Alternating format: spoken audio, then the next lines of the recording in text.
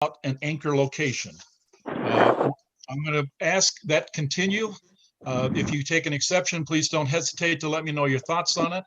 But at least at this point, I'd like to continue this at least until we get some confirmation that this pandemic is reducing, or we find that we have a vaccine that's available that will help protect all of us, as well as all of the residents who would in fact attend a typical city council meeting. So having said that, I'd like then just turn some time over to Council Member Paul. I've asked him if he would go ahead and lead us in a moment of silence, and also the Pledge of Allegiance. Thank you, Joe. Thank you, Mayor. Appreciate that. It's good to have council members and city staff here. If you'll please join me in a moment of silence.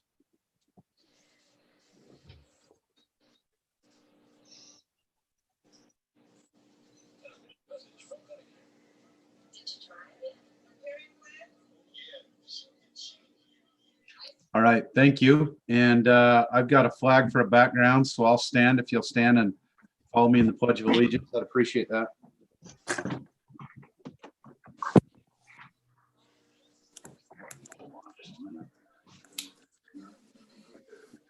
I pledge allegiance to the flag of the United States of America and to the republic for which it stands, one nation, under God, indivisible, with liberty and justice for all. Thank you. Perfect. Thank you, Joe. Okay, we do have some consent items, Council, specifically the approval of the April 21st, 2020 City Council work session minutes, the August 18th, 2020 Roy City Council meeting minutes, and the September 15th, 2020 Roy City Council meeting minutes. Any comments, corrections you'd like to make relative to these consent items? Mayor, I do see something that we probably need to have in there. I think on the 18th and the 15th, we need to have that statement that you've read with your findings. That should be included in there too. So if we could just approve those without amendment where appropriate. Okay. And there were a few small changes, which I've already given to Morgan. This is Diane. Perfect. Perfect. Okay. Any other comments or questions? Okay. Would anyone offer a motion to approve then these consent items with the advice given to from Andy? This is Diane. I'll make that motion. Go ahead. That we accept the minutes from those two dates, as well as the work study with the amendments as stated by Mr. Blackburn, as well as Ms. Wood. Okay, thank you. Do I have a second? I'll second it. Thank you. Okay, this is all in favor? Aye. Aye. Okay, any opposed? Okay, thank you. Okay, action items. We have consideration of resolution 20-34, approving an interlocal agreement between Roy City, Weber Fire District, Riverdale City for EMS first responder service.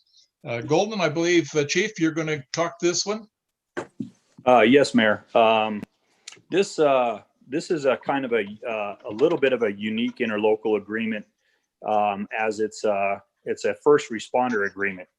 And that means that the way things are done right now in our responses are we may drive by.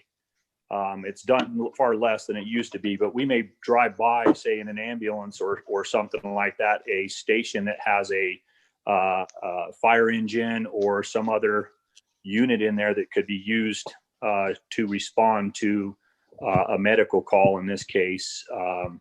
And be able to help out our residents or whoever we're responding to. Currently, a good example of this is our rescue is a county-wide asset and therefore can be called to any one of those entities that we're called to in our county. And if we're called into an area and we're crossing boundaries, for example, going into Ogden and crossing say Riverdale or South Ogden or something like that, we would go back to dispatch and ask them for a first response unit if a first response unit is available, and they would basically dispatch the closest first response unit. And that's basically what this one is. We do not have this agreement written and specifically with Riverdale and Weber, who we both respond into, and this will actually help in that case. One of the concerns I know are numbers with a lot of things we do, and this is specifically for medical calls. So as a first response unit going into an entity, an agency, or a community that's identified, either Weber District, West Haven, Hooper, or Riverdale, as a medical first response unit, there is that reimbursable cost. And those are over 17 through 19, as you know, Mayor, with those other numbers that we've had. 85% of our calls are medical, and those are reimbursable as we can bill for those services provided. And so that's what this is. It's a first response unit. Get a closest unit available, get it into our computer aided dispatch with Weber 911, and actually make our service to the communities, any community that we have, be able to serve our citizens that much better. And the other thing that I want to point out is this doesn't, if this puts us down and we pull ourselves out, it doesn't require you to dispatch. It'll automatically put you out of service if you're to the point where you would deplete your resources in your city to provide this service. So it is available for that, but it doesn't deplete our services, and that's another good asset of this agreement as well. Hopefully I covered all the pieces on that, and I know there's quite a few questions that came out prior to this on other interlocal agreements, and I would also like to propose that we establish some sort of work session where I can cover some numbers, times, response, capabilities, that sort of thing when it comes time to other interlocal agreements, so there's a better understanding by the council and all those involved about what we do and how we provide it, and the best way to serve the citizens of Roy and anybody else that we can, if possible. Okay, Chief, may I ask a question? please. Absolutely. Chief, and perhaps you already answered this, but would there be a time when we would ever need a reciprocating service from another agency? The ones that are bordering us is the one that I kind of we focused in on here. Ogden has far more personnel than basically we do, and they basically can pretty much self-sustain. So it's just a kind of a reminder when we go into Ogden about that first responder entity. The reciprocate, the only other one that may be a reciprocate that we could possibly add to this is maybe South Ogden. And everybody else is a little bit farther away to fulfill that first response entity. South Ogden might be the next closest one to reciprocate. But as it stands right now, the only two are the ones that border us right now. But we do access them if needed. We already have agreements with them. Yes, ma'am. Okay, thank you. Okay. Council, any other questions or comments you'd like to share? So do we, like, if we go to Riverdale City, we don't get paid for that though. If we go on that run, it's just. If we go in as a medical, absolutely. If we go in as with the rescue, we get reimbursed. We do a billing through them. If we take an ambulance into Riverdale, we do. The agreement that South Ogden and Riverdale has, I think the council is nulling that agreement tonight. So that agreement will no longer be in effect. So we will be possibly going more medicals into Riverdale from this probably tomorrow on, whereas in all South Ogden used to cover Riverdale for all medicals and transports. So all medicals, about 85% of our calls that we go into are reimbursable or billed. Okay. And to that point is one of the paramedic units is in fact paid for by the county. And it's that county that is in fact doing that. Now recognize that one of the issues that will come up, I think, and hopefully Craig will be able to provide some detail on this as we deal with fire and other parts of the public safety element that we also provide to the broader community. The county does have a EMS, I believe, Craig, you're right, EMS unit in Roy that in fact can handle and is reimbursable to do county type rescue issues. Yeah, and Rescue 31, we have under the PMA contract, which we just renegotiated an increase to that. And that helps to offset the paramedics we have. And then as part of that agreement, we respond throughout the county, not just Roy. Right. And- Because the county does pay for that and helps reimburse a lot of that. There may be still a question I'd like to work out with Craig and Matt as it relates to whether or not we're getting a fair compensation, because it is covering other parts of the county, but at least that part is being compensated. I think the larger conversation maybe will be, is there some adequate kind of compensation that exists associated with fire when we roll in a fire truck? And that's the one I think we really need to sit down as a council and talk about and understand clearly those agreements that we're signing up where that's involved. That's correct. And there are other ways that we could get out and get some sort of reimbursement. But right now we do not have the staffing to reach out to that. And we do not have the training and certifications to reach out for those type of reimbursable type of stuff. So definitely would love to discuss that further in a work session with everyone. Okay. Thank you Chief, for that offer. So Matt, would you work with then? I think unless the council has an objection to that recommendation, let's set up a discussion sometime over the next few weeks where we can have a work session to discuss this issue in terms of public safety. You okay with that? Yes. Yeah, I'd really like that. Okay, But- so Matt, you and I can work that. For the proposed resolution, are we going to go ahead and move forward with that? It's on the docket, so I have to basically ask the council, any other comments relative to this particular resolution? Okay, Make a hearing motion. none, then do I have a motion then to approve resolution 20-34, which is approving an interlocal agreement between Roy City, Weber Fire District, and Riverdale City for EMS first responder service? So moved.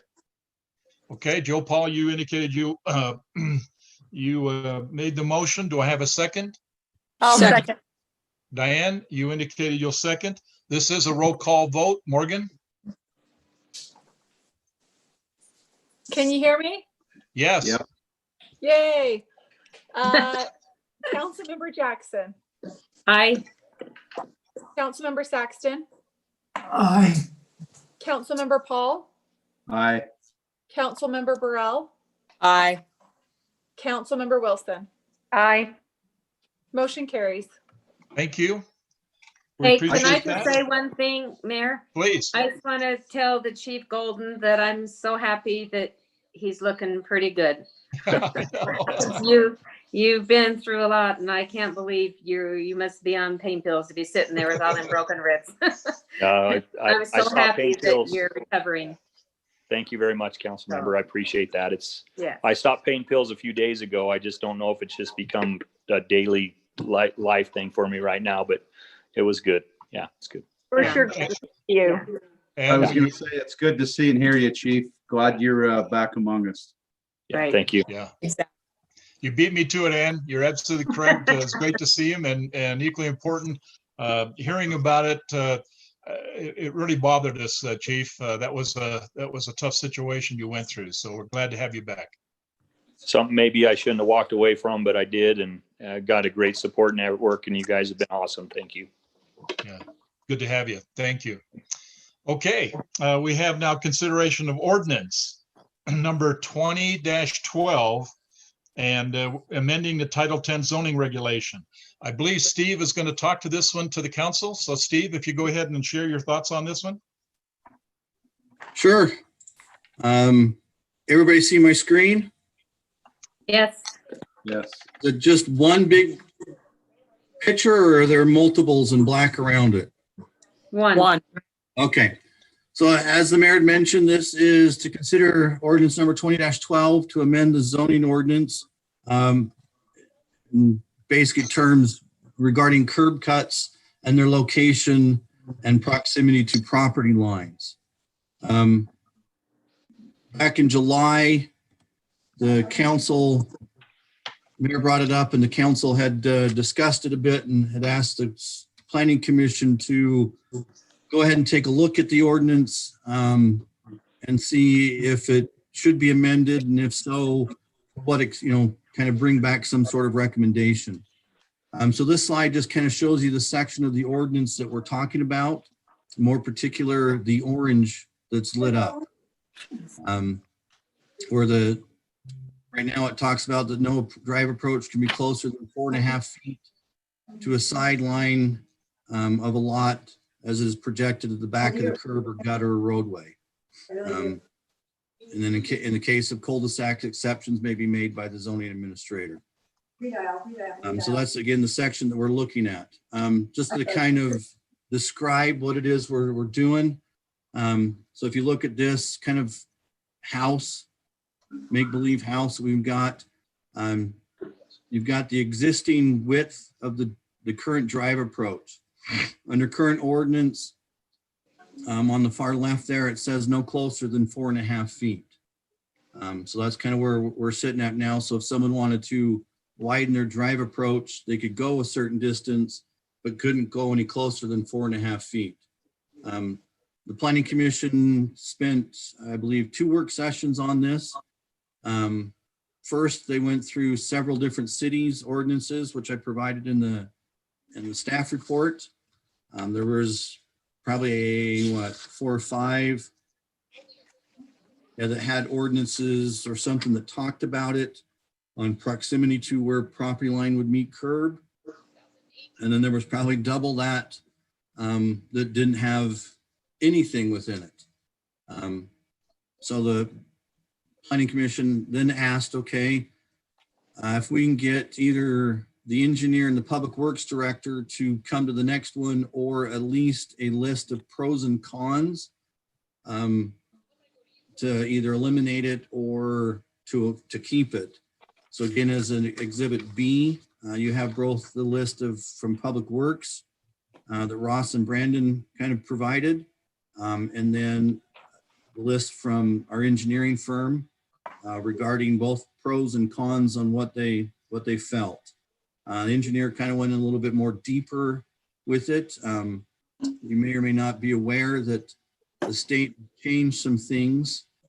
So new subdivisions, and it'll probably be Franson Farms and Aspen Wood that we just approved, will be the first ones to have to do this new program, but the park strips will be a little wider than 4.5 feet because the way the storm drain system now has to work is the water will be in the curb, then it will be forced into the park strip to be clean, so to speak. So it goes through the landscaping, the dirt and stuff, and then go into our storm drain. So there's no contaminants within it. So the engineer talked a little bit about that as well. But it's not something that couldn't be overcome. Say they've got 20 feet on the side of their property and they can go all the way or part way. There's a pipe underneath the driveway, so it's not like, continuous pipe couldn't continue on anything that they do. So that's kind of the bottom half that they talk about on the LEDs or LIDs. There we go. So the ordinance that the Planning Commission has come up with is kind of what's in front of you. Anything that's in red and struck through would be eliminated, and anything in blue and bolded would be added. So that in this, they just take out the section that says shall be located closer than 4.5 feet and just insert may go up to the side lot line. Now, portion of it they wanted to look at, which is the latter half of the ordinance, is utility boxes. Most utility boxes are sitting on the property line between two properties, whether it be secondary water, cable, phone, electrical. So when they started talking about allowing the curb cut to go all the way to property line, the question came, well, what about protecting those utilities? Again, because those could be costly if all of a sudden a car hits them. So what they put in there is an exception that there's a utility box located in the area, then they would need approval from that utility company, and they could just go to, say, secondary water, ask them for their approval. Secondary water would provide a letter saying, yeah, we don't mind them going within X number of feet, X number of inches, or what have you, and then provide it to staff, and then we could say, okay, we just got to follow that utility company's information or requirements for you to be able to cut the curb. It doesn't happen all the time that there's those things, but it's just one of those, in case there is, what do we do? So that was the Planning Commission's thought is, well, let's make an exception in the ordinance that we'll pass it on to the utility companies to make what those requirements are, rather than we as the city. Right. Now, the second part is a little different. It was more of readability. So if you read it, it talked about the side lot line being projected to the back of the curb. We tried to make it a little more readable friendly to make it just extended to the back of the curb. Again, it was just readability, made it a little easier to say, if your property line was extended to the back of the curb rather than projected. Projected does have, multiple meanings. And some people may not understand exactly what projected means, but extended, most people understand what that word is. And I don't have to go into a lot of explanation to help them understand it. Steve, Yes, ma'am.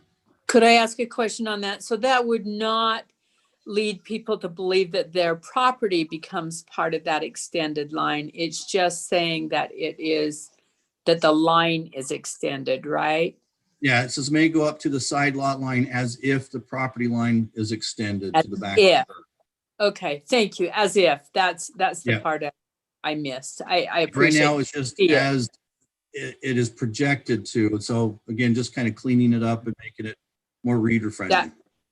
Thank you for being mindful of that. It does read more clearly. Thank Well, you. I will give props to who it was. It was actually Brody who thought this up. That portion needed to be amended. Perfect. Thank you. Any other questions? Council, any other questions relative to this ordinance proposal? Okay, hearing none then. Do I have a motion then to approve ordinance number 20-12, amending Title 10 zoning regulation, Chapter 19 off-street parking and loading, amending 10-19-2-8, II, access to parking, residential property, drive approach, curb cut location to side property line. So moved. Ann indicated she would go ahead and make the motion to approve. Do I have a second? I'll second that, Mayor. Thank you, Jan. Okay, we have a motion and a second. This is a roll call vote. Morgan? Councilmember Saxton, Aye. Councilmember Jackson, Aye. Councilmember Paul, Aye. Councilmember Wilson, Aye. Councilmember Burrell. Aye. Thank you, council. Perfect. Appreciate that, Steve. That was a lot of work to get that worked out, and it turned out to be really a good move on behalf of the Planning Commission. Thank you.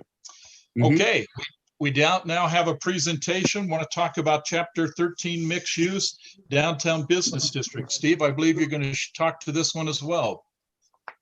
Give me a second to bring everything up. Thank you.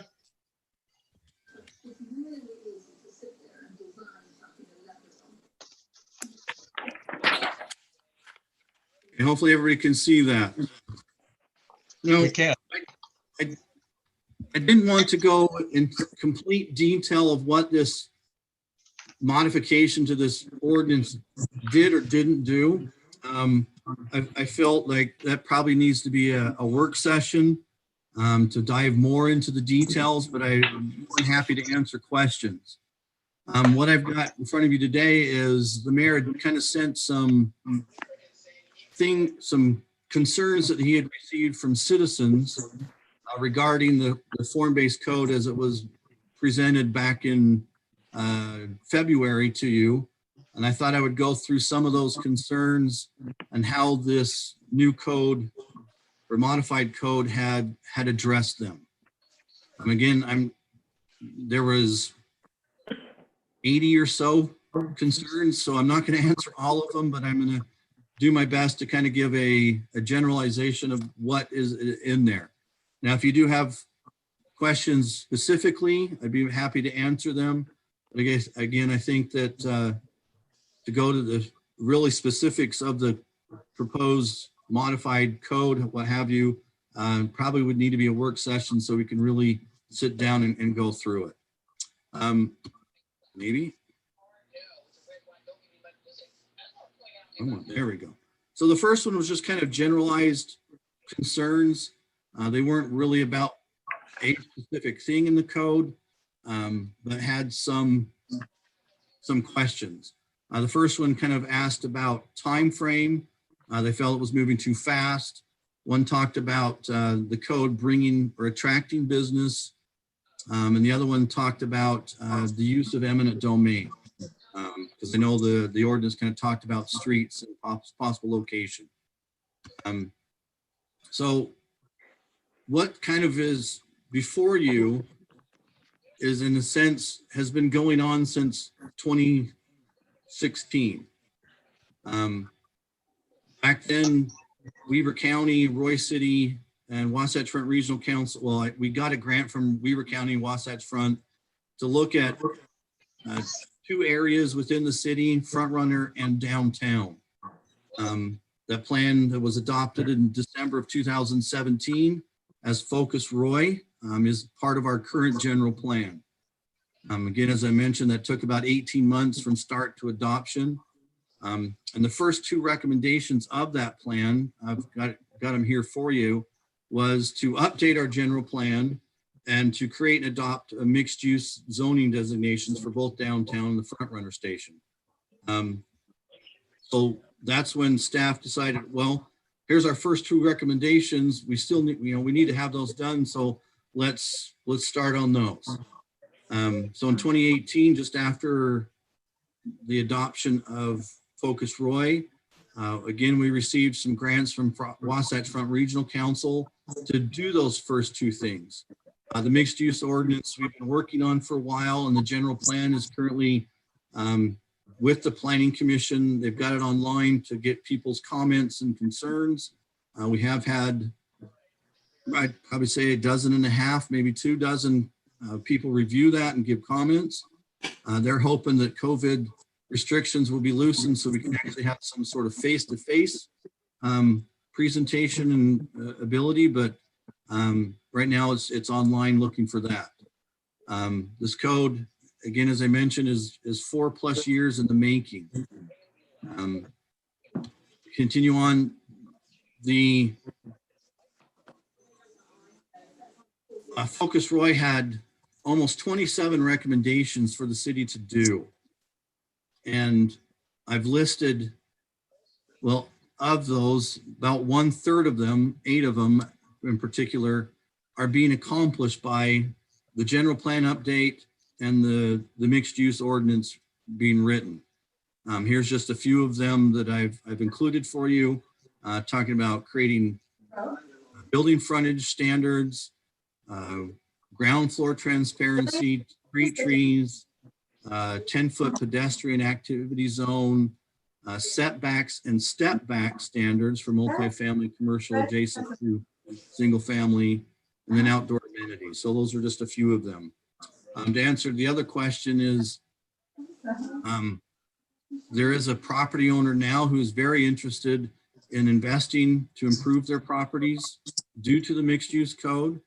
They're waiting to see how it kind of finalizes to what extent what they can do, but they are very interested in it. And then I wanted to make mention that the state has put many, and I'll say many, restrictions on how eminent domain is used, and zoning codes do not lead to eminent domain. So just because in this one it said, you know, perhaps put a street in this location, it wasn't to indicate that eminent domain would be used. But I just wanted to clarify that. There were some concerns on infrastructure. In this case, I've kind of highlighted the power grid and the sewer system, if it could handle it. Rocky Mountain would be responsible for the power grid itself, but again, each developer would have to help and assist and pay for those improvements for Rocky Mountain, and very similar to the sewer, Roy City sewer system. Speaking with Ross, we do have that is so funny. Space within our sewer lines now in 19 and 56. But again, if it comes to a point where our lines need to be upgraded, developers would be responsible for the upgrades of the system, not the city. Yes, we would be responsible for maintenance thereon after, but we already are responsible for that now anyway. Would just be a bigger pipe if needs be. And if you guys have questions or concerns or comments, please don't hesitate to stop me. My presentation is not very long, but there were some concerns on street. The one I wanted to highlight more was landscape medians. But first wanted to touch base that the street sections of the code, in this case was chapter 2, has been removed in its entirety. So those types of concerns that people had issues with, the committee also felt was not important or not appropriate. So we would rely on our streets master plan rather than the form-based code. I put in here, however, one of the things that we need to be aware of and maybe need to have somewhere is, say in 1900 West, UDOT has this vision that medians would be installed along that street. Like UDOT generally does, they will look to that city to find out if they have any requirements or suggestions on how it should look or be. If you don't have anything in place at the time, then UDOT can go on and do what they would like to do. If you look on Washington Boulevard in between, was it 23rd and 26th, UDOT put in some medians there, but Ogden had plans for medians, and if they did exist, they would be landscaped. Neither party got exactly what they wanted, but at least there's some sort of landscaping there rather than just beautiful yellow concrete. So it's something we need to look at just in case, not that we're professing that medians should be on there, but we should have something somewhere saying if it's going to happen, this is what we would like it to look like. So that might be part of something we need to do with our streets master plan, just to have it on there again, because UDOT looks to the cities to see how it should develop. Yes. The other one was the district map. Mr. Parkinson, may I interrupt Yes, for ma'am. just 1 minute? I'm getting some background noise from somebody that has their mic open. If they could mute it, if they have background noise, that would be helpful to those of us listening. Right. I was just wondering the same thing. I don't know who it is. It's not my business to know who it is. But if they'll just put their microphone on mute. Whoever it is, there are people talking in the background. Right. So, thank you. Oh, no Thank problem. you. Sorry to interrupt you, Mr. Parkinson. No worries about that. Next one was about the district map, or in this case, it would be the zoning map. Concerns that the properties there on 5075 not be included in the mixed use zone. What the committee has decided is this would be unusual to have quote unquote the zoning map in the code. No other zone has that. So they felt, well, let's just have it like every other zone and it won't be in the code, it'll just be part of the zoning map. But they did take the suggestions from both what the mayor, Diane, and the citizens had concerned. So I've got a couple of maps I want to show you, just kind of bear with me. So where did the boundaries come from? It was more from Focus Roy. They looked at it as basically all of the regional commercial would be that mixed use zone. So it wasn't something we just kind of dreamt up afterwards. This is kind of where it came from. So the map on the right is kind of the original map of how each district would be separated. So the new map, which I believe I sent to everybody, if you didn't get it, let me know. Andy can slap my wrist for not doing everything. But at the top, you can see the sections that are cross-stitched in red, which would include the neighborhood on 5075, the commercial in between that 5150, and then on the west side of 19 has been removed.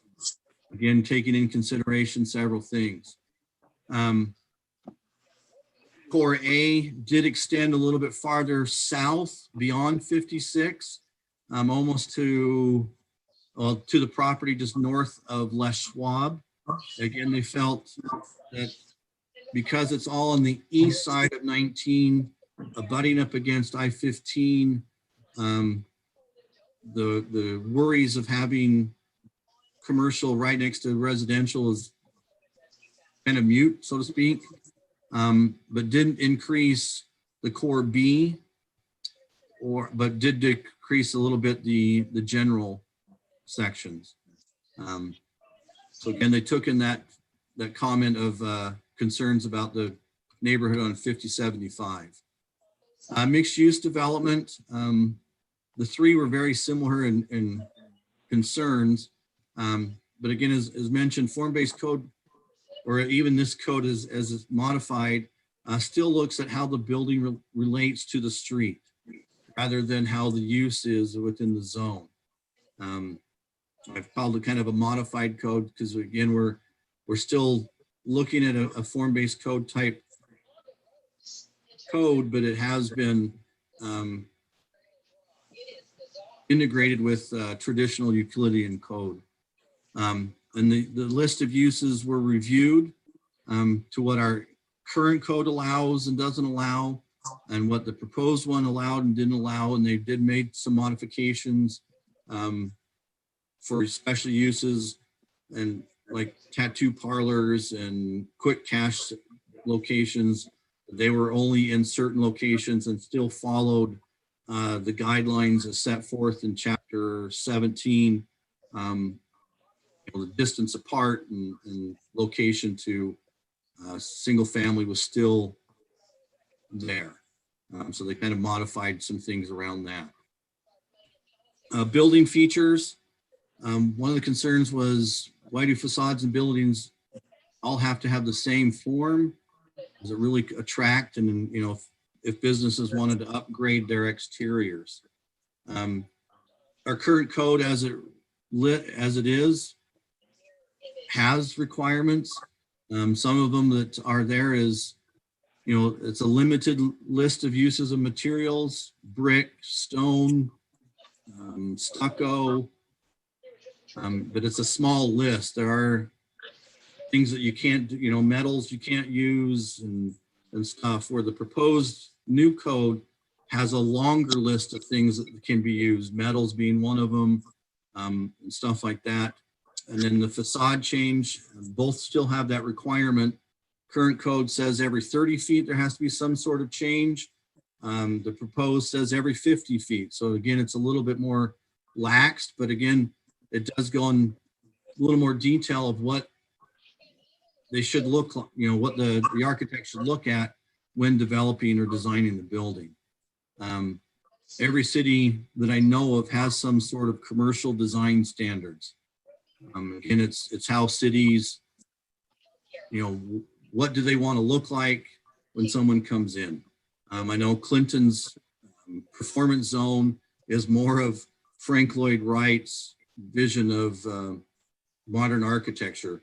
And they based it off a building an old church building that was built in 1910. But again, every city kind of has those modifications and stuff like that. Building height, this is one thing that the committee and I really went through. They had their concerns as well, and so did staff. So if you look on the map on the right, just kind of says that, our current zoning code allows for buildings to be 60 feet tall. And that's the entire regional commercial zone. The proposed modified code looks at it as anything that's in the general, or in this case, the light blue, can only be 40 feet tall. Most of the general has backyards that abut against residential. So they were concerned that if I have a resident on this side, this really shouldn't be 60, 80, or 100 feet tall. It should be comparable.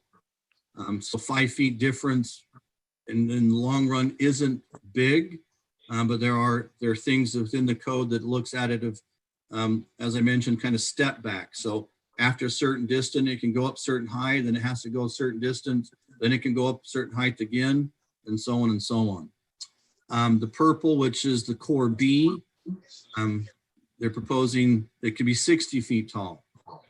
Now, most of these, except for the Golden West Credit Union property, has a street in between it and the residence. So again, we got a 50, 60 foot gap in between it already, plus the setback of both the residential and the commercial.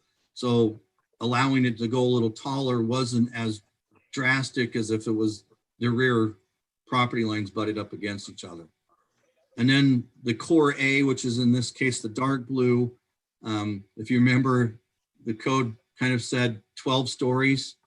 The committee looked at it and says, well, again, this has no residential abutting up against it. Mostly the freeway, allow it to be 80 feet. Now, these height limits also include, and I know Councilmember Wilson had a concern, is with towers. If I can have a 60-foot building and then a tower gets on top of it, it almost makes it a 70-foot, 75-foot. The way the code has been modified is your tower is the max height as well. So if you want a tower on an 80-foot building, the rest of your building is going to be shorter to accommodate that tower, and it can only be 80. It can't be in addition to or above that. So those are things that the committee kind of looked at as well. Landscaping, this was one that took some time, but they kind of came up with, I thought, a good idea, because it's really unknown of how the proposed landscaping would fare versus the current landscaping would fare. And under the advice of both the mayor and Diane, we kind of gave them options. Option one is you can go with what the current code lists or reads there in chapter 14. With a certain, regional commercial had a requirement of 10% of the overall development had to have landscaping. And there was things that they would look at and could do. And then the proposed one had language that we felt was good. We did modify it a bit because there were some sections that were just not, in our mind, well written or have the ability to actually do. But we'll take a project or two and then say, okay, come back to it and say, this project did this one did this one, which one did we like best or which one fared best? Thing I like is ordinances are not written in concrete. We can always rewrite them as things come up. Parking. This was, again, something that the committee was concerned about, not wanting too much parking, but having enough. And we looked at both other cities and even developers. The developers were concerned with this too, because they can't sell a product if there's not enough parking. But they also don't want to have too much parking because you may or may not know it costs them money.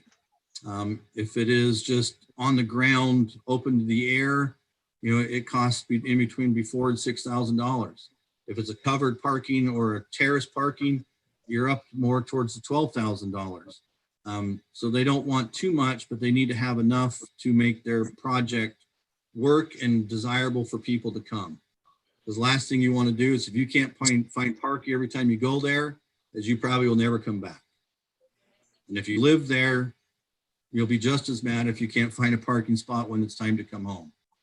So the numbers and stuff is always a concern on both sides. But what we've presented, I believe, is a good compromise on all ends and with all those involved. Signs, the committee looked at it and says, our current code does really well. It provides enough square footage that I haven't really heard many people complain about. It's the same sign code that's been in existence since 2005. The amount of and the types. However, I did like a few of the sign types that the form-based code looked at or suggested, as in projecting signs, marquees that are projected, and awning signs. So if you have a walkable street, those type of signs kind of sit vertical from the building and kind of come over the sidewalk. It's like if you were going downtown Ogden or downtown Salt Lake.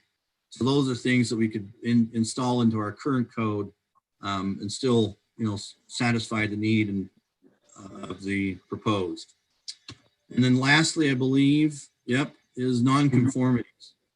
Now this is a big one.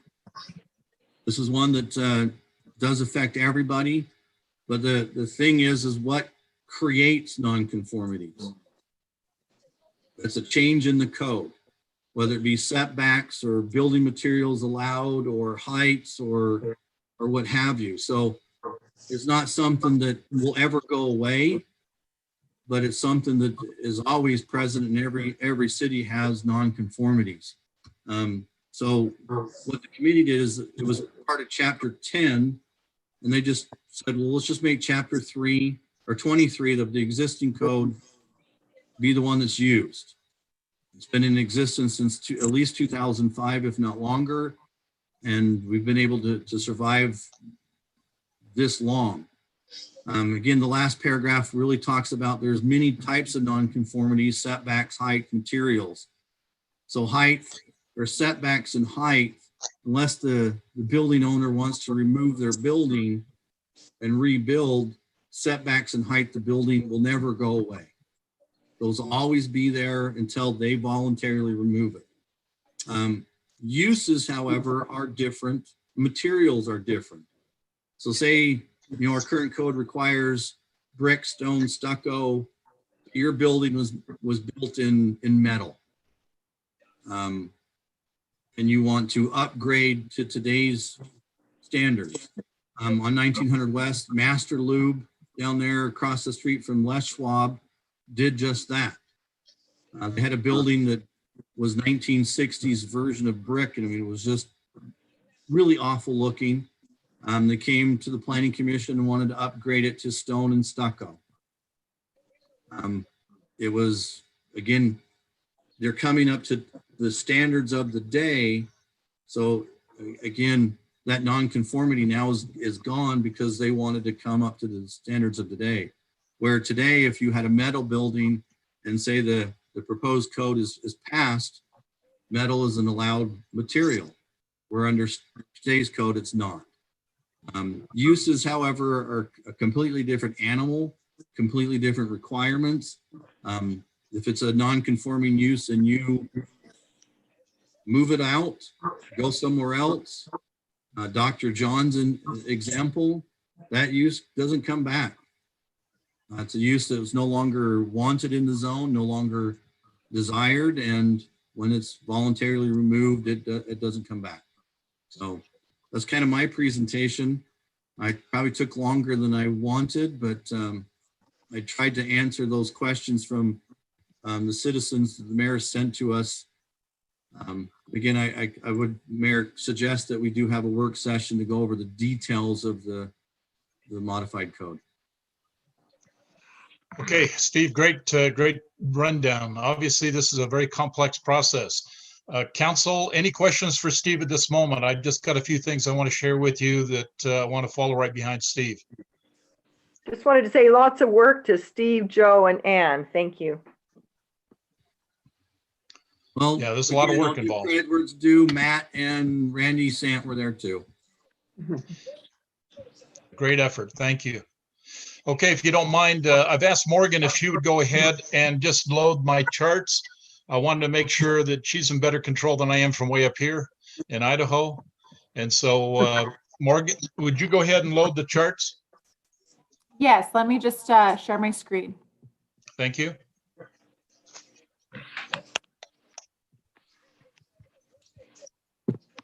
All right, can everybody see that? Yep. Yep, Okay. And then Mayor, if you just want to prompt me when you're ready for it to move on. that's perfect. Okay, if you don't mind, I'm just going to walk through these. Then I got a very important last chart I want to talk to the council about where we go from here. So if you'll go ahead to the next chart, chart 2.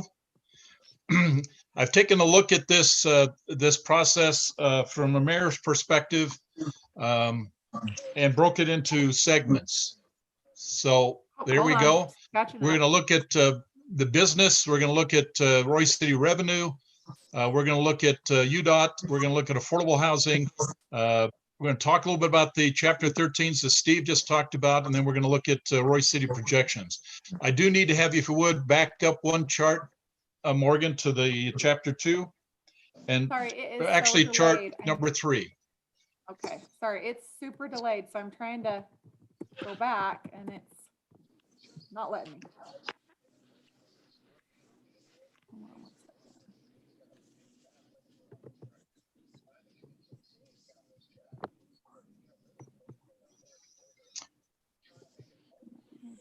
Keep going.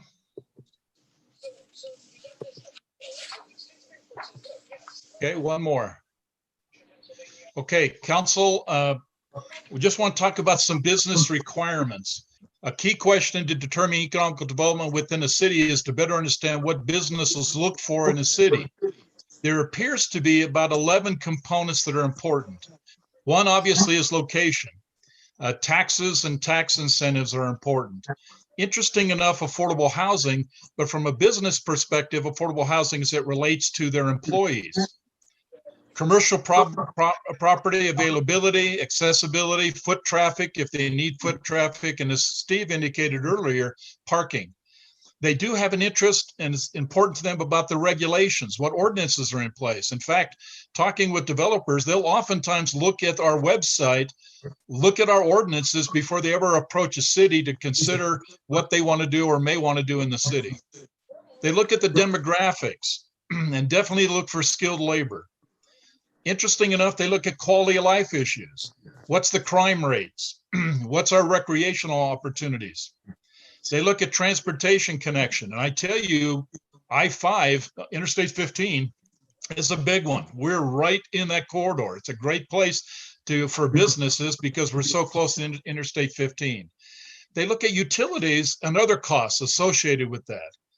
Interesting enough, they look at elected and appointed visionary leaders. So they're looking at the council and how's the council then look in terms of economical development in downtown. And I never knew this, but they also look at local businesses and traffic count. Now, I was familiar with the traffic count, but it was odd to me of why a business would be looking at other types of businesses close to them. And if you look at the image I've got on the right-hand side, that image basically shows that they're selling some property in Roy. That's a business in Roy. And the property is being, real estate agent is actually pointing out that it has a Wendy's, a Papa John's, Ocean Mart, a Taco Bell, within a very close proximity of this business. And so in essence, these, as I would thought, would have been their competitors, but they do want to know what other kind of businesses are close. It also looks at the actual, what they call the traffic count. That's at the bottom of those property features. And then, as I mentioned earlier, looking at demographics, how many people live in the area, basically how many households, and interesting enough, what the household incomes are. This is not untypical of what advertisers will be sending out to possible business owners or property owners who want to purchase this property. Next chart. Okay, I'm going to talk about city revenue and their sources. I'm going to spend just a little bit more time. Next chart. But I want to talk about and understand exactly what is driving engine for the city. Right now, most of Roy's City revenue comes from taxes. The city receives revenue from property tax, sales tax, franchise tax, and fees on utilities, paramedic service, and motor vehicles. Tax revenue accounts for around 71% of all of the monies the city gets and is to operate under the general fund. 71%. The property tax system is set up such that Roy City will receive the same amount of taxes it did the prior year if no tax increase is proposed. The actual tax rate will go down every year because of new buildings, new businesses are added, and the total property value is increasing. And you'll see evidence of that when I show you what's happened in Roy and other cities around. But it's interesting enough, if you look at the budget, this come out of the 2021 budget that we're operating right now, you can see where the sales tax is. That's the big one. Property tax. I wanted to point out, if you see a little blip on that property tax number, in 2016, the city council approved a 37% tax increase on property tax, and you can see what that impact was. I think if you talk to Matt, he'll tell you that was about a $600,000 infusion into Roy City in order for us to meet whatever the needs were at that time. And then I wanted to make sure you kind of understand a relationship in terms of what the actuals were relative to the budget. It's how much that taxes we have in that chart that I showed you. That information comes directly out of the budget information that Matt has submitted to the council. And last but not least on this one, the American First Credit Union office, that's the building that's sitting up there on the north side, sits on 16.4 acres.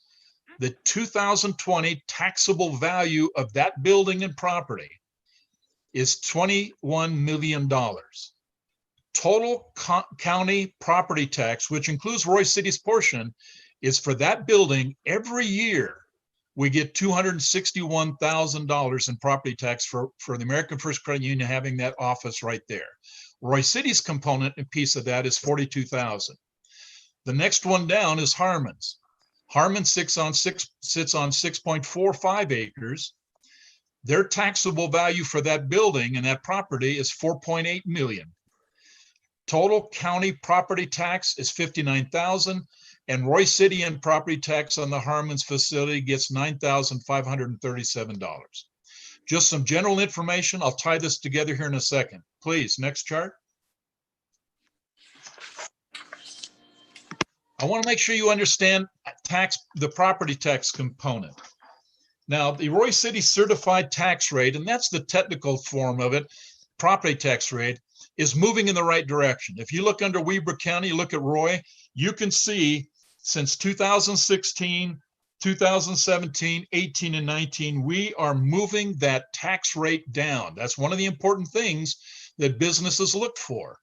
But I will tell you, and you can check this, you can verify this, Roy City's property tax rate today is higher than any city in Davis County and any city in Weber County, with the exception of Ogden, South Ogden, and Washington Terrace. Now, I didn't put their numbers in here. That wasn't what I wanted to do here. I just want to show you the direction it's going and give you a little comparison as we deal with property tax rates as it relates in both Weber and Davis County. And these are the big players in the two county in terms of cities.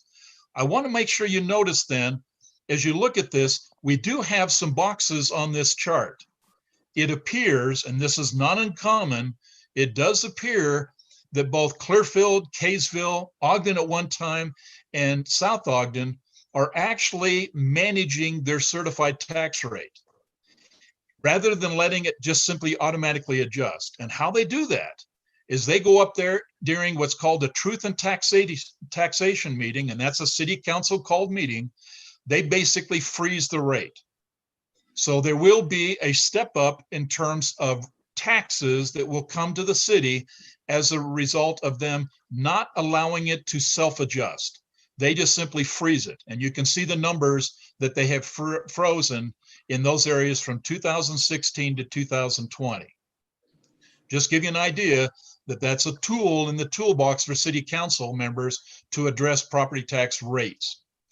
Next chart. Mayor, on that Please. chart, I was wondering, you had mentioned on the previous page, you had shown the big jump from the 2016 to 2017 tax rate. But when I Right. look at the tax rate here on Weber County, it looks like it actually has gone down. I was just wondering if this is the right time or later. You could maybe talk to me about the difference in those two graphs, why one, you see the jump, and this one, it actually looks like it went down, even though there was the 37% increase. Thanks. Okay, Where it's convenient. good question. So now when I look at sales taxes, now this is the total sales taxable sales by city. So if you look at these cities that I've got, and I put the population, so you kind of get a visual about the populations of each of the cities. I wanted you to look from 2009, and I wanted you to look at the total taxable sales by city according to the Utah State Tax Commission. So needless to say, and if you look back to 2009, and I'm going to take the big ones out of the discussion, Ogden and Layton, they're in the billions of dollars. And as you can see, the other cities that during 2009 are not in that range, okay? But Royce City was a pretty big player back in those days. We were basically in 2009, definitely ahead of Clearfield, definitely ahead of Farmington, definitely ahead of Kaysville, and definitely ahead of, well, not so much Riverdale. Riverdale's never been a player. But you can kind of tell that we were in pretty good state and we were making progress in terms of our total taxable sales in the city. Now, as you roll down there, you'll get down to 2009. And in 2009, you can see the differences. Needless to say, Clearfield is coming up real strong on Roy in terms of taxable sales. Farmington has blown us away. A lot of reasons for that. That Farmington station down there has done some interesting things in terms of driving taxable rates. Kaysville is obviously pushed ahead of us. Layton and Ogden, they're competing themselves. They're big organizations. They're in the billions. And Riverdale, it just simply just smoking all of us, okay? And then what's interesting, if you look at South Ogden. Now, I went and looked at what took place in South Ogden, and I went back to 1998, and I looked at the Roy's total taxable sales was $161 million in 1998, and South Ogden was 129 million. Today, that's a variance about $30 million variances, where we were actually on top of that. Today, South Ogden is over $100 million ahead of us in terms of taxable sales. Now, I also want you to notice the difference between where we're seeing the percentage changes. We're still growing, but Roy is actually growing at a slower rate. Now, I looked at trying to figure out what happened in Kaysville, because where the other ones are slowing down a little bit here and there, not as much as Roy was, and to some extent what Layton was over the last four years. But I can only understand from Kaysville, if you've driven by there, they've got a mass effort going on the west side of that freeway in Kaysville. And it looks like that's just becoming a big industrial park operation taking place. A lot of things going on over there. That may be the reason why that city is actually still showing some strong growth between 2015 and 2019. But just recognize where we sit in terms of how the dynamics has changed in terms of the total taxable sales by city. Okay, next chart. Now, this one's really important because you need to kind of understand, based on the Roy City retail leakage studies. This is pretty evident what happened in 2014, and it's now being revalidated, okay, in our proposed 2021 general plan. That's the one you have seen a draft copy of, and I simply extracted the data. I just want you to understand Roy City's direct taxable sales for food and beverages in the city during this particular time, okay, is basically sitting right now at $100 million of taxable sales. Roy City, or the Utah, basically says you shouldn't be anywhere near that. You should be closer to about 50 million based on your populations. But we're going way beyond that. I can only imagine that the big grocery stores that we have in our cities, we have wherever there's food and beverages sold, is bringing a lot of people outside of the city into our businesses, and they are spending in our businesses. That's the reason why the capture rate on the far right is showing 191%. Even our gas stations are doing pretty good. We're hitting at 116% of what they project the normal will be. Now, I'm not so sure what that will do now that they've closed the Sinclair gas station up there on 56 and 1900. But right now, at least going in, they're basically saying is Roy City is getting a banner in terms of getting these kinds of sales taking place within Roy City, both food, beverage, and gasoline. Now, here's the interesting piece. If you look at all the other ones, and these are just some categories they look at, we are not necessarily doing well. And needless to say, in large part, is because we may not have these type of businesses located in Roy City. So they're going somewhere else. I think if you were to look at the Riverdale numbers, you look at the Ogden numbers, you definitely look at the Clinton numbers, our residents are going outside of Roy City to buy products. And right now, we're basically losing, we think, or at least the data says, we're losing of Roy residents about $311 million worth of taxable sales. Okay, so it just is what it is. It's an interesting document, interesting information, but just recognize if we can strengthen any of these, if we can do something to kind of capture that and bring that into where Roy City residents were willing to now spend their money in Roy rather than going outside of Roy, then these numbers will change and hopefully change to our favor. Next chart. Okay, this is the tax distribution. So when we kind of look at how the tax distribution is, I'm going to break this down, but sales tax is the big player. If you look at this, Roy City sales tax revenue is still increasing, but at a slower rate.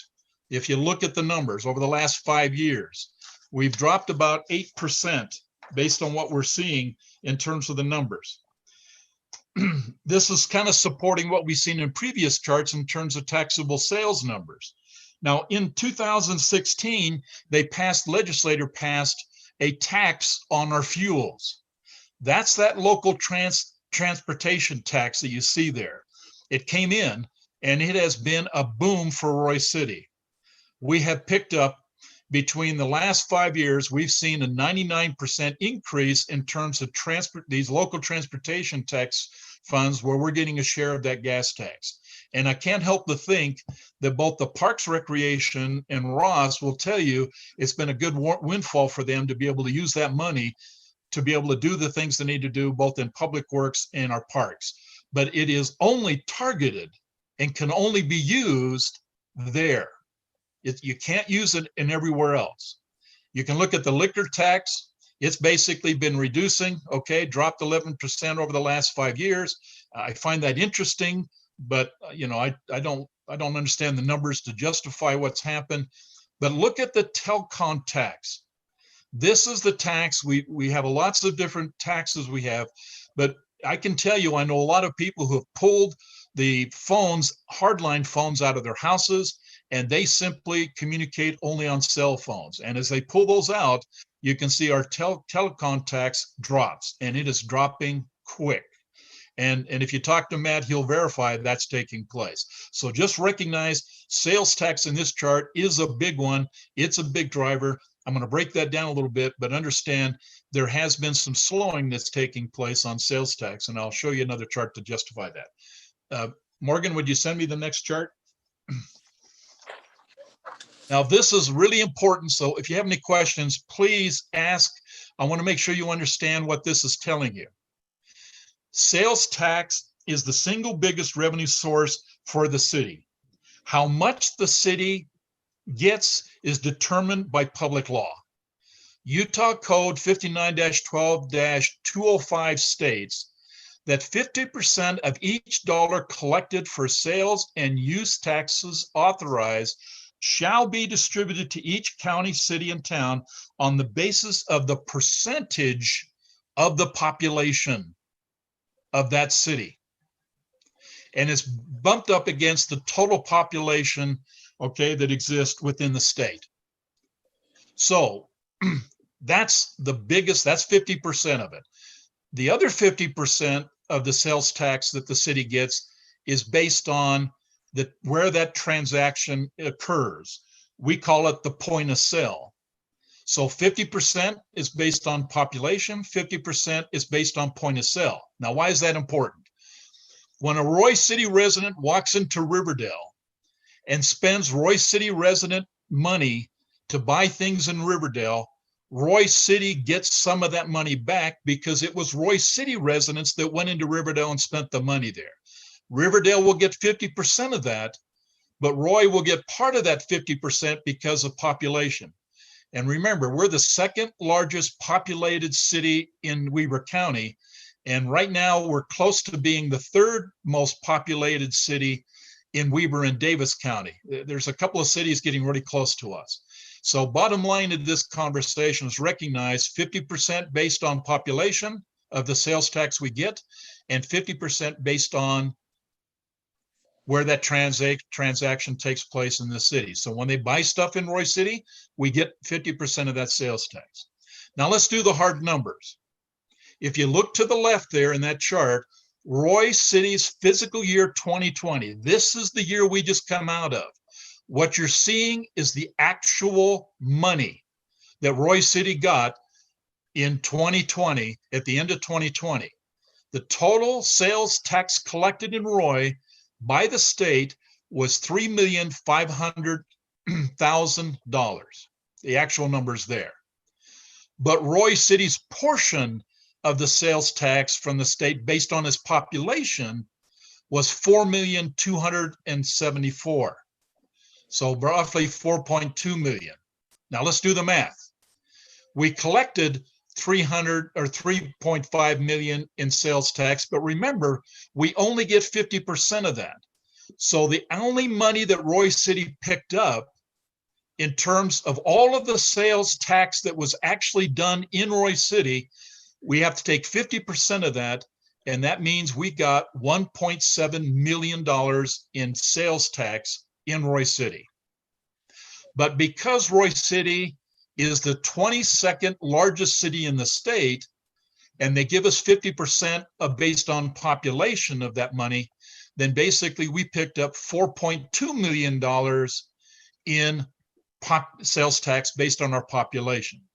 So the total amount of sales tax Roy City received at the end of last fiscal year, that ended on 30 June, we got $6 million in sales tax. Okay? But here's what I want to make sure you understand. Of that $6 million we got, 30% of that was given to Roy because of a point of sale that occurred, and 70% of that is because we got it based on population. Now, if you kind of look at the population numbers, and I'm just giving you some idea of what's happening around us, Council, the fact of the matter is our population projections over the next 10 years is targeted to slow right down. West Haven is going to grow. All indications right now, by somewhere around 2040 to 2050, West Haven will be the second largest city in Weber County. That's the projections. Hooper is still growing. You can see the numbers based on the governor's report on what's going to happen around us. You can see that Riverdale isn't growing a lot in terms of population. They're sitting at 8,000, roughly 8,800 today. They're going to go to 9,500 in 2050. So not a big group, but Clinton will grow. Ogden's continue to grow. South Ogden is also kind of slowing down a bit. But you got to look at what's going to happen in West Haven, and you got to look what's happening in Hooper to kind of get a big perspective, kind of different perspective of what's going to take place in terms of population numbers. Okay. Any questions of what I just talked to you about on this chart? Okay, hearing none. Morgan, next chart. Now, what does all this mean? Let me just make sure you understand. I have no authority. I've not asked for authority, but I have no authority of knowing exactly what sales tax was provided by every business in Roy. But there are two people in Roy in staff, both the city manager and the chief financial officer, who have authority by the Utah Tax Commission to see and know exactly how much tax was paid by that. They keep it very controlled. It's very strict data. And I'm telling you, you'd almost have to twist Matt's arm off to give him any details. But the tax commission did authorize, so you can't lock in to who's the biggest contributor and who's not the biggest contributor, that he says you can do it and make it public if you in fact have at least 11 of the businesses included in your numbers. So let me just walk through what you're seeing in front of you. These are the big categories in terms of what the taxes, sales tax, actual revenue in 2020 were and where they come from. We have 34 businesses in doing auto repair. The highest single business doing auto repair in Roy City provided to Roy City or provided sales tax of $24,000. And the lowest one paid $14. That's what that's what's looking at you in there. So when you look down that list, you can get an idea of exactly the highest and the lowest. Now I want to draw your attention to groceries. As you've seen in the earlier charts, Roy City, one business in Roy, and I'm not going to speculate who that is. I don't even care, to be honest with you. But one business in Roy generated sales tax into Roy of $400,000. The lowest business generating groceries generated about $4,000. That's a big difference. And you can see what the average is of that sales tax. But as you walk through there and you start to see from fast foods to restaurants to retail, you start to get a feel. There's one business generating a lot, and we got a lot of business that are not generating a lot. The average of those is provided you in that column E on the average. Notice at the bottom on online sales. Interesting enough, if the people are actually ordering materials online, and I think Matt can clarify this, if there is in fact a physical presence of that business somewhere in Utah, then Utah collects sales tax for online purchases. So when our residents sit at home and make purchases, they are basically, and that business resides somewhere in Utah, then Roy City basically can collect a sales tax. Look at the numbers. They don't have to have a presence in Roy, but Roy City is in fact the total sales tax collected in Roy on online purchases, according to the system, basically says we got $917,000 in sales tax. Compare that to how much we're getting in groceries. It's almost competing. It's incredible.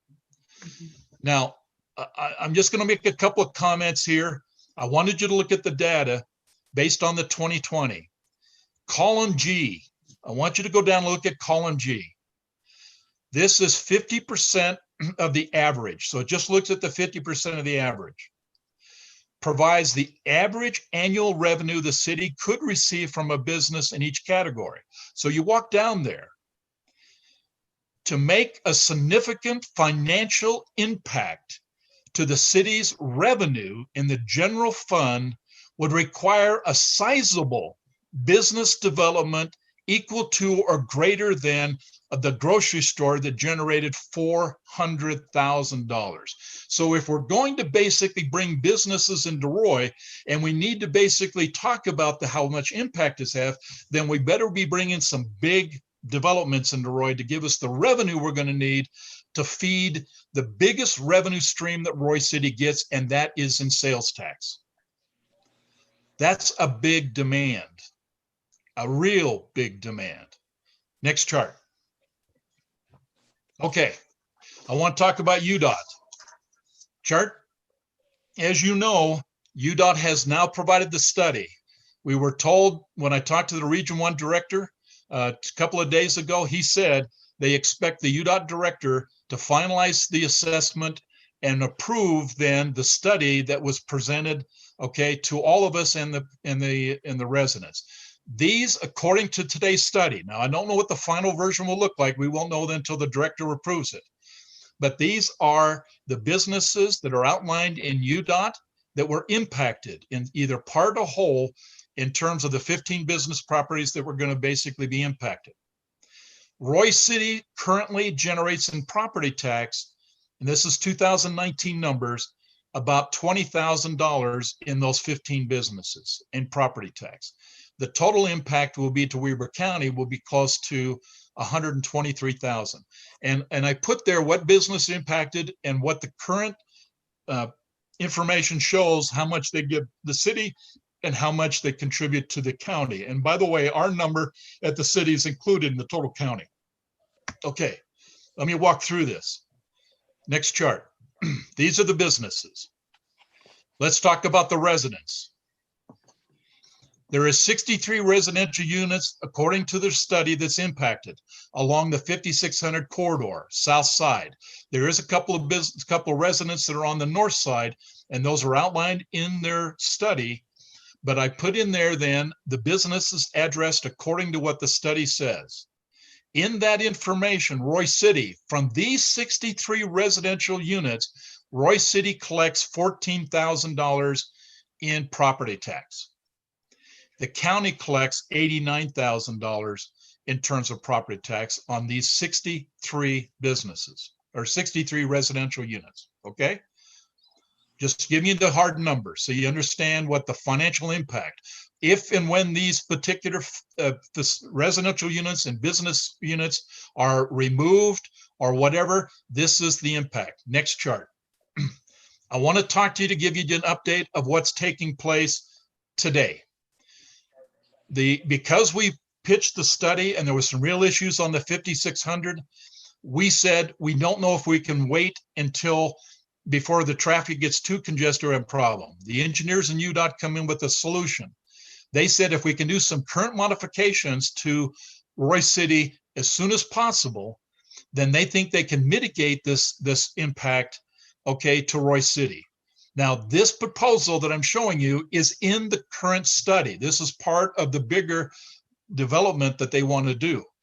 But according to the UDOT director, the Region 1 director 2 days ago said that they're planning to take the $10 to $12 million that the legislators gave them, and they will have and start doing the lane adjustments on 1900 and that road up there just on the east side of the freeway right there.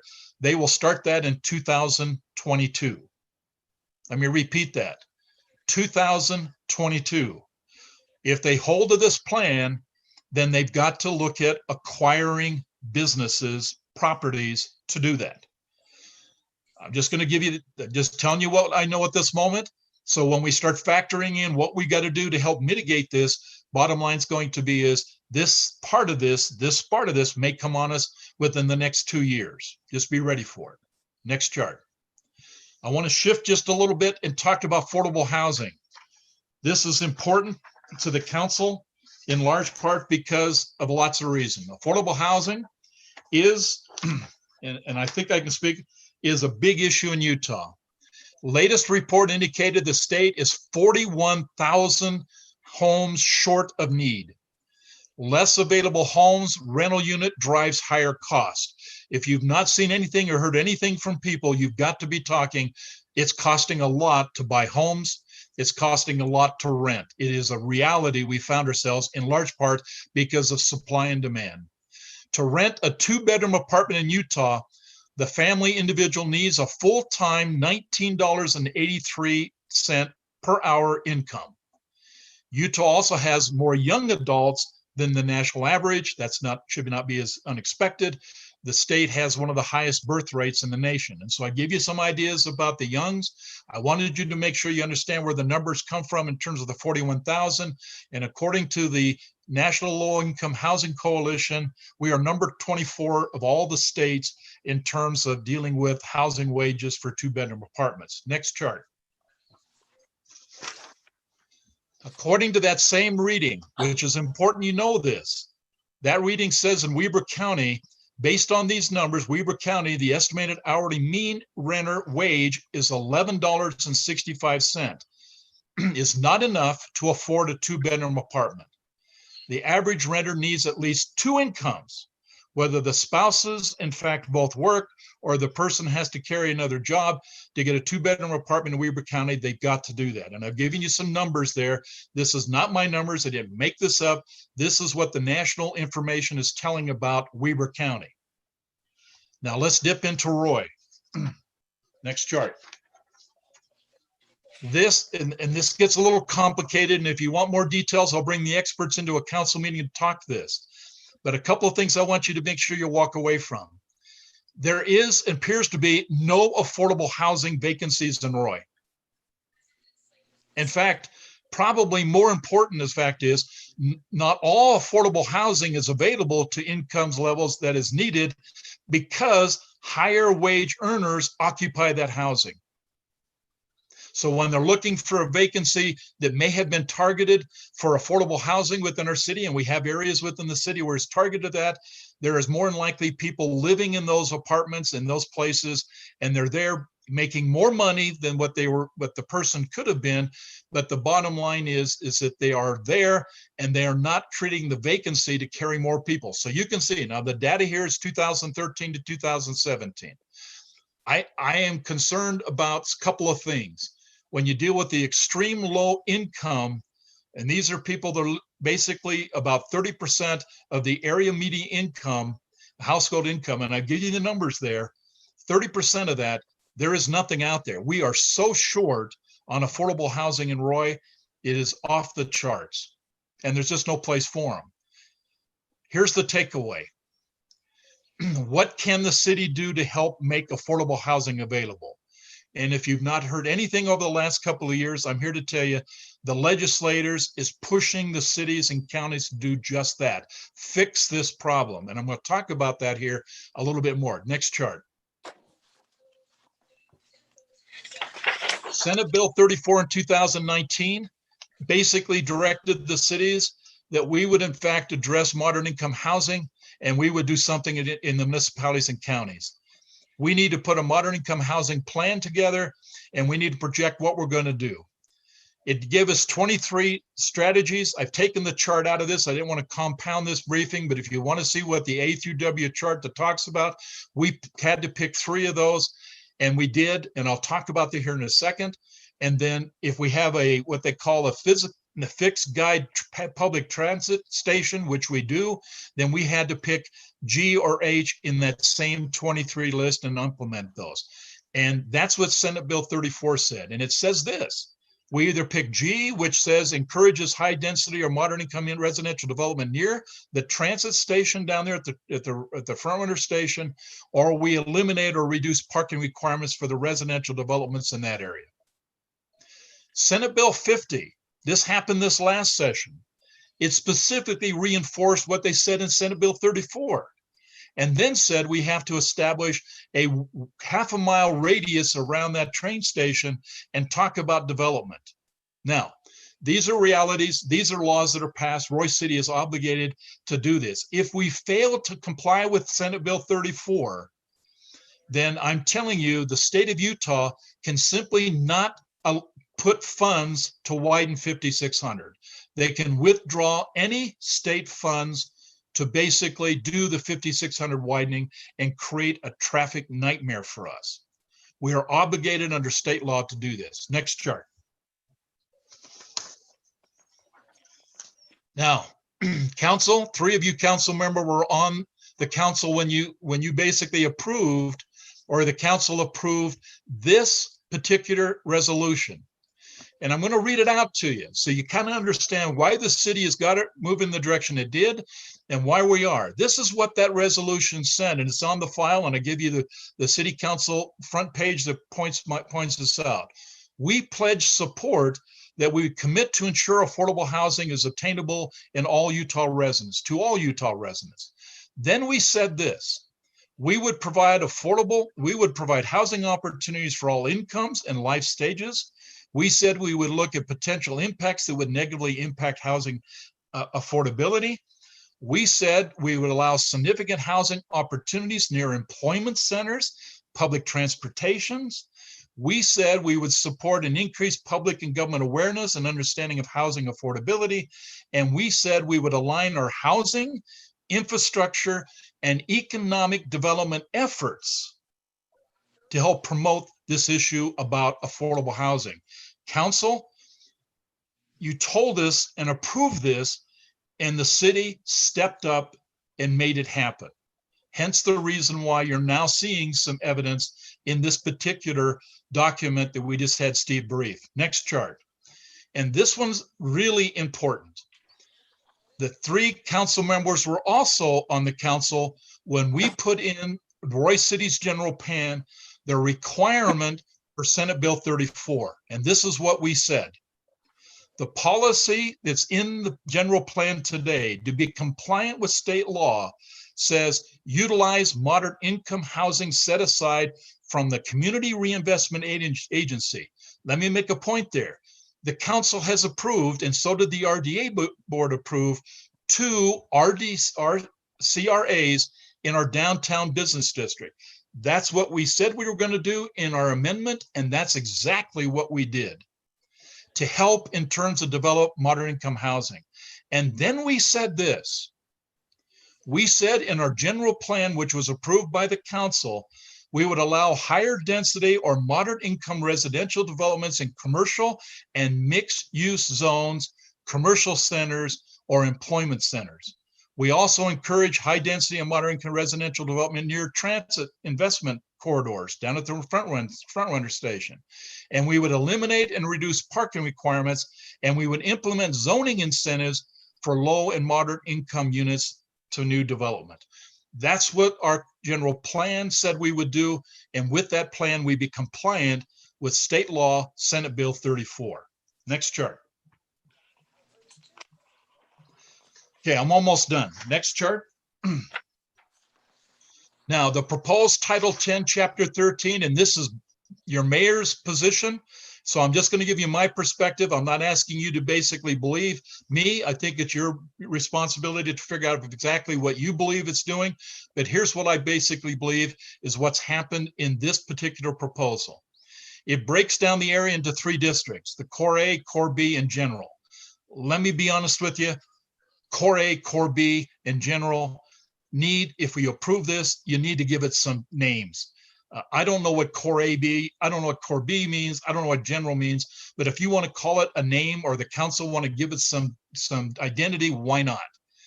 It allows a building lot to contain more than one use.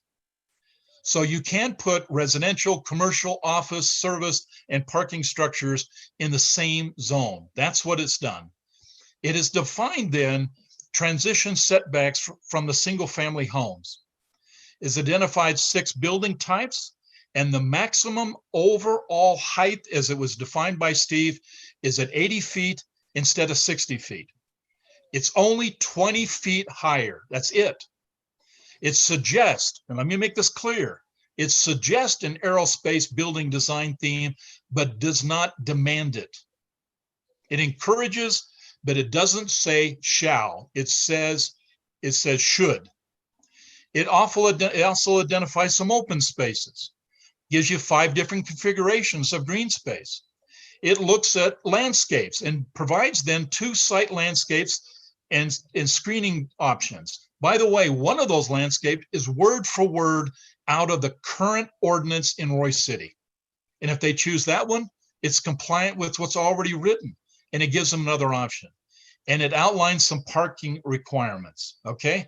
The major changes to the zoning, the proposed Title 10 that Steve just went over you, basically says we're going to outline a district map where allowing residential development to combine with commercial, mixed use, and it changed the height of the building from 60 feet to 80 feet.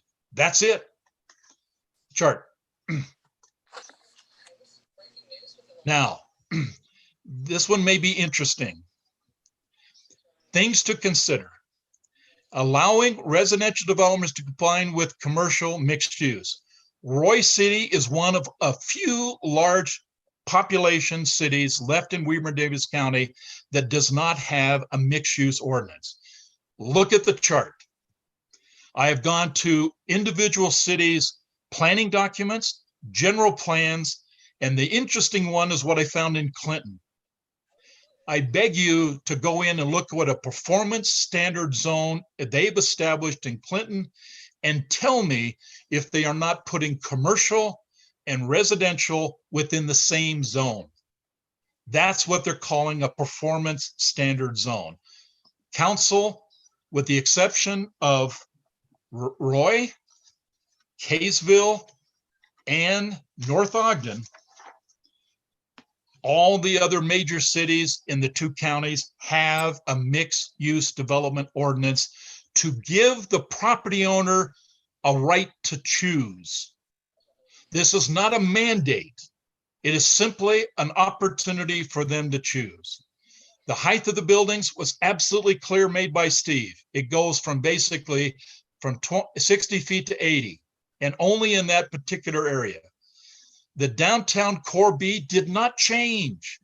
If a person walked in today and says, I'm going to put a 60-foot building up in downtown Roy, they could do that in a heartbeat. It's in the ordinance today. And interesting enough, and this is important to recognize this, we dropped it from 60 feet to 40 feet everywhere else. And that's only 5 feet higher than the maximum it can be in any residential unit in the city. Just 5 feet. The latest downtown business district review that was done, basically, in my opinion, mitigated most, if not all of the issues received by residents and business owners. Last comment on this slide. The property owner will have the right to choose whether or not to redevelop the property. There's no forcing factor here. What height of the building want. If they want a 1-story, put a 1-story in there. If you want basically a 2-story, put a 2-story. There's no mandate that has to be 60 feet or 40 feet or 80 feet, whatever size you want, but you can't go over 80 feet. And you can choose whether you want mixed use or not. There's no change. What this ordinance will do, if approved by you, will simply give the property owners options. That's all it does. Give them options. Next chart, and I'm almost done. Okay, I want to talk to you about this. This is the projected needs. This took a lot of time to work, and I will tell you, city staff did a lot of work here, but let me just be blunt with you. Roy City needs to generate a conservative estimate of $443,000 every year to meet the basic requirements that are impacted by a 2.49 inflation factor. A lot of that is just paying for employees' salaries. You know, the ordinance basically says that we're going to provide an annual merit increase anywhere from 2 to roughly 3.75 to our for our public safety people and the regular public employees. That's in the law. If you remember during we went through the budget session, the city told the council, we're going to set aside some money because if the taxes come in better than what we think, we would hope that the council would approve then some paying of these merits. So the employees are not getting any merit increases, but in January, based on the numbers, if everything looks good, it's possible the council will approve that. They plan to have $178,000 set aside and approved just to pay for merit increases. We had a 4.5 increase in health insurance premiums that had to be paid. You got the retirement rates that had for the public safety personnel. I'm telling you right now, UDOT is reporting on construction costs is jumping anywhere from 8 to 10% a year. Steel products went up 22% this year from last year, and I was absolutely shocked. Since April, lumber has gone up 160%. We've got to buy police vehicles, we got to buy fire vehicles, we got to buy those. And interesting enough, every time you buy a new car, it seems like it's a little more money. It's a little more money to buy a new car. And interesting enough, the only capital asset purchases that are taking place within our budget, the general plan today, is in the Class C, the transportation, and some grants and enterprise fund. There's very little capital asset purchases that need to be done in the general plan. We're literally spending a lot of our money in general plan just simply paying for the basic needs and taking care of our people. I'm here to tell you right now, we've got to find a source to pick up $443,000 additional revenue in the city to make this work. Now, at the top right-hand corner, there's the budget. That's the general plan for 2020.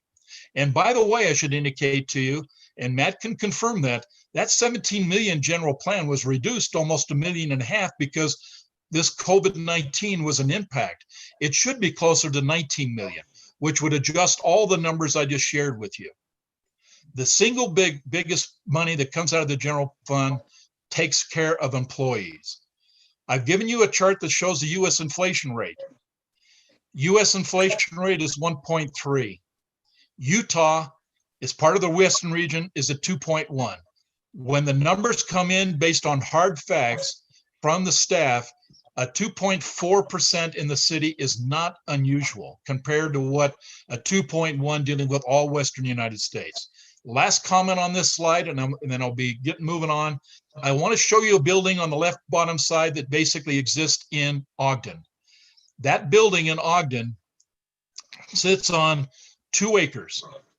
The taxable value of that particular building, it's an office building, is $23 million.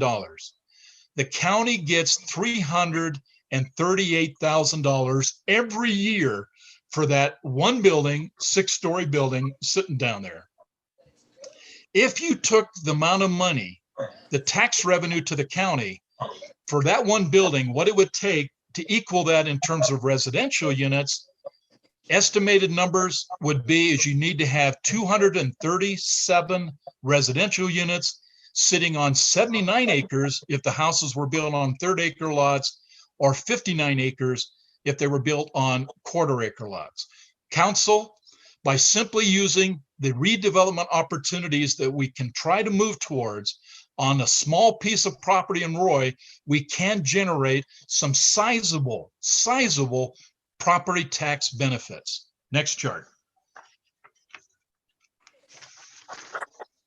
Summary, and I'll be right into this and hopefully out of it. Next chart. Okay, let's walk around the horn. Roy City is a great place to do business.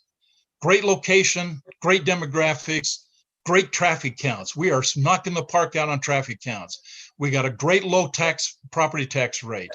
We've got a tax increment framework in place with our CRAs. We got great quality of life requirements, and we've got redevelopment opportunities. I'm indicating to you, the only thing that we need to finish to make this whole thing work is simply update our zoning ordinance. Property owners under this proposal have a right to choose.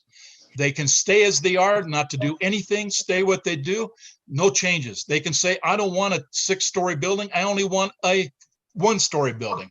We're not going to argue that. They can do whatever they want to do on that. And they can choose whether I want to simply mix the uses or simply not mix the uses. No problem. The sales tax revenue, and we got to look at stability, the bottom line. 70% of the sales tax revenue generated is based on city's population.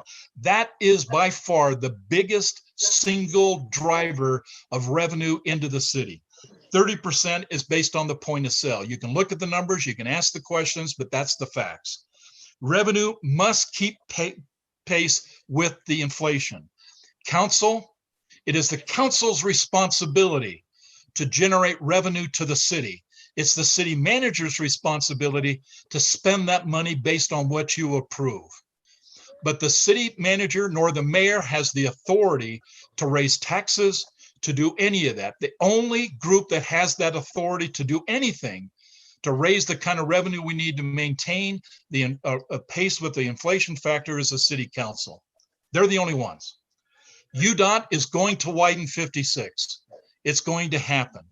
We've got to have a plan on how we're going to recover the lost sales and the property tax revenues that is going to be lost as a result of that decision. We can't assess, I was not able to assess what the individual businesses' sales tax impact will be. I do not have the authority. It's too confidential and too restriction. But here's what I am telling you. Council, I am telling you this. We need to find a way, as those businesses are in fact impacted, to find a way to keep them in Roy. These are great business partners. They've been part of us for a long time. We need to find a place by which they can move, a choice that simply says, here's some new development. Why don't you move in this business area and reestablish your business? And if you can do that before UDOT comes in and basically clears the ground out, even better. Affordable housing is absolutely critical. The laws are forcing the cities to become more engaged in affordable housing. The laws are changing. We are part of that. Our general plan is 18 years old. It's about to be updated. We need to bring that into that conversation. And council, you have approved CRAs in the downtown business district that can help us be compliant with the housing requirement by state law. We have heard the voices of business owners and residents. They've made their voice absolutely clear. They have told us what they did not like and felt some risks associated with the form-based code. I am telling you everything I've read, and I've read that document that just came to us 3 times. Form-based code is not an issue in that document. In my opinion, it's gone. We had issues with signage, we've had issues with streets, we've had issues with 12-story buildings. They're gone. We're only now addressing, does the the property owner have a right, or are you going to give them the right to simply, can they choose to have a mixed-use development and a 20-foot higher building in Roy City? We need the revenue to sustain the current and planned services and projects. It's absolutely critical that general plan has to have the money to do that. And through the few businesses that we've had, and they've been great, we've been getting some businesses in, it's helping us, but we need something big. We've got to generate $400,000 a year to be able to keep us sustained for inflation, or we're going to be forced as a council to have to make some really, really, really hard decisions. And I'm suggesting to you is, I would like to see a program in place that fundamentally allows those businesses that are impacted by the 56 study to find a new home in Roy. And we can do that if we work this thing through.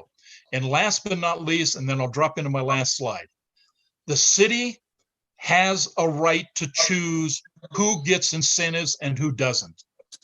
Which means council, the RDA board and the council can decide, does that what they really want to happen? And if they do, then the council decides whether they want to incentivize or not.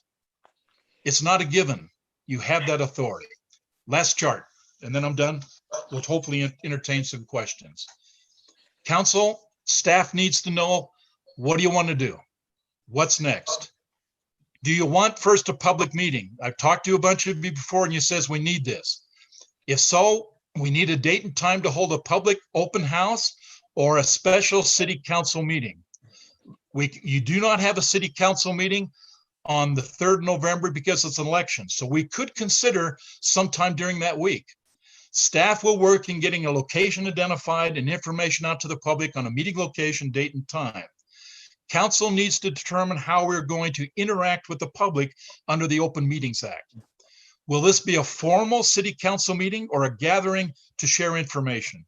Open house would be gather or simply sharing information. A formal council meeting will be a special council meeting. Excuse me, we must comply with the health department COVID-19 rules. Council members need to decide and this will help you decide how you want to approach this. Council members need to decide what they want to get from the meeting to help them in the decision-making process. We talked about a survey. The city staff plans to issue a contract to have the residents respond to specific questions, and then should have the survey results back before the vote is taken. Council, I'd like to see if we can to get this particular vote done on the 17th of November. Reason why it's important, because we've got to have this decision from the council before we can present to the council shortly thereafter a general planned amendment that is right on the foothills of this one. We cannot finish the general plan until you make a decision. Council, let's have some discussion. Let's drop the slides. Let's see if we can entertain your thoughts on what we want to do next. Morgan, would you drop the slide? Next one.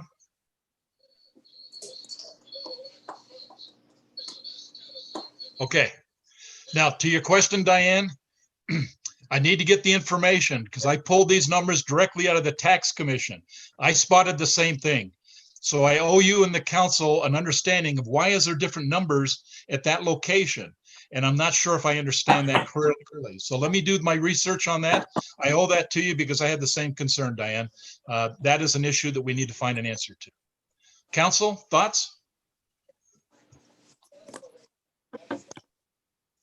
Mute, unmute, Brian. Brian, unmute. Thank you. Go ahead. One more time, Brian. One more time. Now hit the other button, Brian. You're hitting the video. Hit the other one. There's another one right next to that. That's the audio. Morgan, can you go in as the host and turn his mic on? I'm trying. All it's offering is it's telling me I can ask him to unmute. Okay. But even that isn't working either. So I'm not sure what else. Let me see. Okay, council, you got a lot of information. I didn't want to drag this out. We may need to do something else, but please, what do you want to do? The staff needs to know, should we basically go ahead and basically get that open meeting so we can invite the public, either an open house or a special city council meeting? What would you like to do? I have two questions, Mayor. Please. My first is there a time requirement to update our general plan? No. It's only that it's 18 years old. And to be honest with you, Jan, the general plan still calls for a train station in Roy. Okay, I understand that, but the difference between 18 years and 18 and a half years is not a 1 month time frame. So No, that was my question. Yeah, the only thing it might be an impact, Jan, is that we do have a contractor on contract who's responsible to help us do the general plan, and the timing in terms of when that will be exhausted in terms of funds will be an issue. But I think Matt and Steve are probably in a better position to understand that and share that with the council than I am. Okay. But so I guess my real bottom line question is the necessity to do it very quickly. I want to know how imperative that is. It's not. The council can choose the timing. Okay, so that would be my first question. And if I could, Please, the Steve. planning commission is still reviewing that themselves, so they haven't sent it to you yet to review. So until they do, the council won't be able to respond to it. So, and then COVID didn't help. So my understanding was that the need to vote on this would be because of that on the heels of it is the general plan concern. Well, there's surely that's one part of it, Jan, you're right. But the other part may very well be is if you have investors, if you have people that has an interest in downtown Roy, if you have property owners that are looking for a decision from Roy, then I would think they may also have a way in terms of the urgency of trying to get some decision out of on the council on what they've done. And recognize the fact is we've been working this for roughly 2 years. I And understand. the council's had it since February 15th of last year. So just trying to find a way to see if we can get this thing done so we can move on to other things that's got to be done. And I'll share one with you. We've got to do something with the train station. Now, the council agreed with the recommendation that came from the planning commission that simply split that off. So we can't do anything with the train station. And that's another piece of the equation that we've got to address under Senate Bill 150 until we get this one behind us so we can move into that phase. So it just I trying to get all this understand stuff. that. I understand. I think it is so critical, however, for us to be 100% understanding it before we make a vote. Understand. So that to me is critical. So that leads to my second question. I would like to spend some real serious time analyzing and being able to question you, which you're always very open to questions about your particular slides. So I guess Okay. what I'm asking is, can I have access to those slides? Oh. Share them with those who need them. Yeah. Everything that we basically have and given you, you have a copy of that. And every one of those, all that data comes from public data. So yes, there's nothing in there that is secret. There's nothing in there. You should have access to not only the source, but any question you have on any of that information. But I would like to I would really appreciated your explanation tonight. It's too fast for my brain to absorb that quickly. Fair So enough. I would like to be able to very clearly go through each one of those pieces of data on my own. Perfect. And obviously I will call and talk to you or Steve or whomever at some point to question those. And I will also be willing to share with that in my constituency as well. You know, Perfect. I'd like to be able to do that. Perfect. To say, what are your questions on this chart? What do you not understand? Perfect. Long before I would ever want to be willing to vote on such a matter. It's so big to me. Okay. Other Those are my comments, Ann? Thank you. Ann, you had a question? No, I was just telling her I printed mine out and I have everything that you showed today. I printed it out on my computer, so I was able to go through it with you. So I already have my hard copy, but. Perfect. Okay, Brian, you had some comments and questions you had. Go ahead. A couple. First of all, a town hall or a town meeting would probably do us still a lot of good. And maybe we could shoot for November 5th, which is the Thursday following the election. We wouldn't have another meeting that week, and we can invite the public out and you can go over the information that you've gone over so that we can hear their response, because one of the concerns I have is I thought we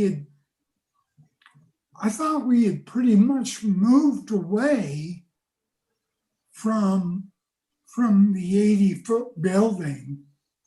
And I can't believe we're gonna cover all that property and then try and find new business space for 11 businesses that are gonna be relocated because of the 5600 widening. Plus, I know that we promised we'd do what we could with affordable housing, but an 80-foot high rise, I got a feeling they're gonna go for a pretty penny. And I don't know if that really addresses the city's need.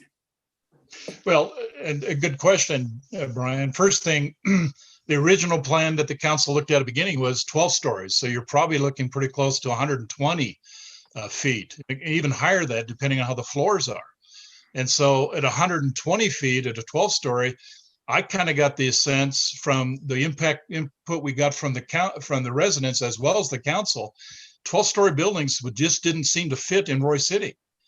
So the subcommittee basically looked at all of the inputs, looked at the information and says, hey, why don't we take that down? Let's bring it not at 120 or 100.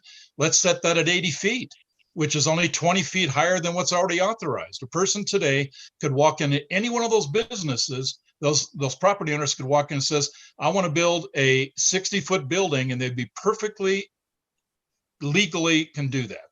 So here's the challenge then. The challenge is going to be is, if that's been the case, then why over the last 20 years or so, nobody has done that? And I can't answer that question.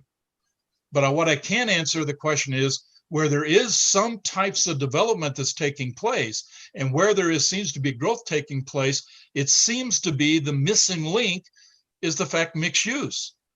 That seems to be the missing link. We're not building any big shopping malls anymore. So that idea is pretty well gone. And so mixed use seems to be an option that's available that can allow that to happen. And so if that's the only piece that we need to do in terms of allowing that to happen, then the question the council has to ask is, would you allow then a property owner to choose whether they want to have a mixed use development or not? That's the question. Well, And the that other ordinance- thing is, we would hope to try to work with developers to move some of the businesses that are going to be displaced into some of these other developments that are looking Sure. at coming in. Yeah, and I think, Brian, that's the strategy. But we don't have anything to offer today. We got some empty buildings, but we're trying to fill those empty buildings where we can. But the fact is that maybe that's not where they want to go. Maybe they want something a little bit modern. Maybe they want something different. I don't know what to offer. But if a landowner simply says, I'd like to build this particular office building in the downtown business district, the question is going to be is, can they do it? And remember, and Steve alluded to this a little bit, some of the modern buildings, and I'll give you a good example. Go look at the one that Northrop Grumman is actually renting today on the Ogden Airport over there. I'm not so sure you can build that building in Roy.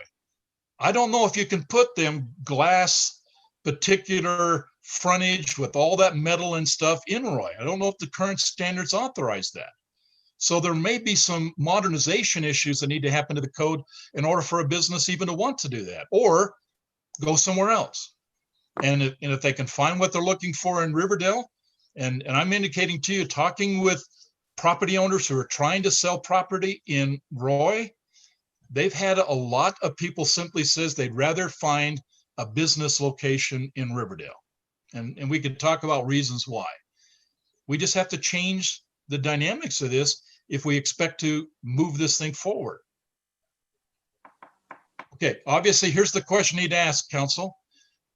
Brian suggested that maybe the 5th of November, maybe on the Thursday, we can task the staff to see if we can put an open house of some sort so that we can bring the public in and talk to them. What's your thoughts? One like of my the idea. concepts in regards to open house is if we do it like the UDOT, I'm very concerned because that turned into a presentation, and Right. this needs to not be just a presentation. This needs to have feedback, and this needs to have interaction back and forth. And a situation like that does not lend itself towards that. We need to do something that's a little more of a town hall interaction. And then a key thing is, I don't believe that those items on the Focus Roy really are the objectives. We still haven't really identified, the specific fundamental reasons for doing this, so we can look back and judge it. The walkability, that's kind of fluff. That's not going to really happen in our kind of city. And it goes on. I think it comes down to, income and revenue. I think it got boiled down to income and revenue from your presentation, and Senate Bill 34. And the problem with Senate Bill 34 is what Brian mentioned. This is not affordable housing. No matter what they build, we'll never get that $600 place for them unless they have state subsidy. And that's the only way that can happen. Any new construction will not be actually affordable, whether it's moderate, even if it's moderate. So maybe we meet the criteria by the letter of the law, by the pen of the law, but the reality is not that unless it's subsidy. And then that opens up a whole new question. And so I think there's some fundamental things that we need to go over. And I think a work session amongst us would be very nice. And then if we could have the town, the citizens come in. We only had a chance for like a half a minute of a work session once. Just to talk some of those details over, I think would be very nice, because I think what Jan said is true. We talked about it a little bit. The committee has done a lot of work, and now we need to still be able to do the work as a council. Okay. I think we're It's right. an interesting, you bring up an interesting point. Let me offer a thought. And I suspected, Diane, that one of the issues going to be is what can we do in terms of affordable housing? Let me give you some sites where, in fact, these rather modern facilities have been built. And in building those, the condition by which they had those built by the city is they would allow affordable housing to occur within these projects. Now, I'm not saying the project in total is affordable housing. We're talking about parts of that development is affordable housing. And interesting enough, right there in Salt Lake and a couple other areas that I'm aware of, they are working, and they are working really, really well, probably more than even what the original developers were. And I'm saying the same thing. 10% of the CRA, 10% of the CRA has to be delegated to affordable moderate housing. It has to be. So what happens if we take some of that CRA money? This is the money we get as a product of getting all of these taxing entities to contribute, and we use that money to basically incentivize a developer that says you will put affordable housing in your development. And if you do that, then we'll subsidize, or we just don't subsidize it. And we look for somebody who will. You might be surprised how other towns and cities are actually making this work, but they're incentivizing affordable housing to do that. But I think, and make this, maybe I'll answer the questions, I need to give you some locations, and I need to give you people to talk to who have done it in this state. And then you need to ask those same questions and see if in fact it basically makes sense to you. And I think that's the way it should be with all of you. I mean, you can't take my word for it. I think you need to ask the right questions to the right people and make that decision. Steve, you But I wanted to think make a comment. I need to not only understand it, but I need to have the time to help my constituents understand it. So I need to spend that time that it takes to move that way. Brian, you talk about our commitment to those businesses that are going to get moved. We need to have them on board with this before we just absolutely say we're going to adopt it and move forward.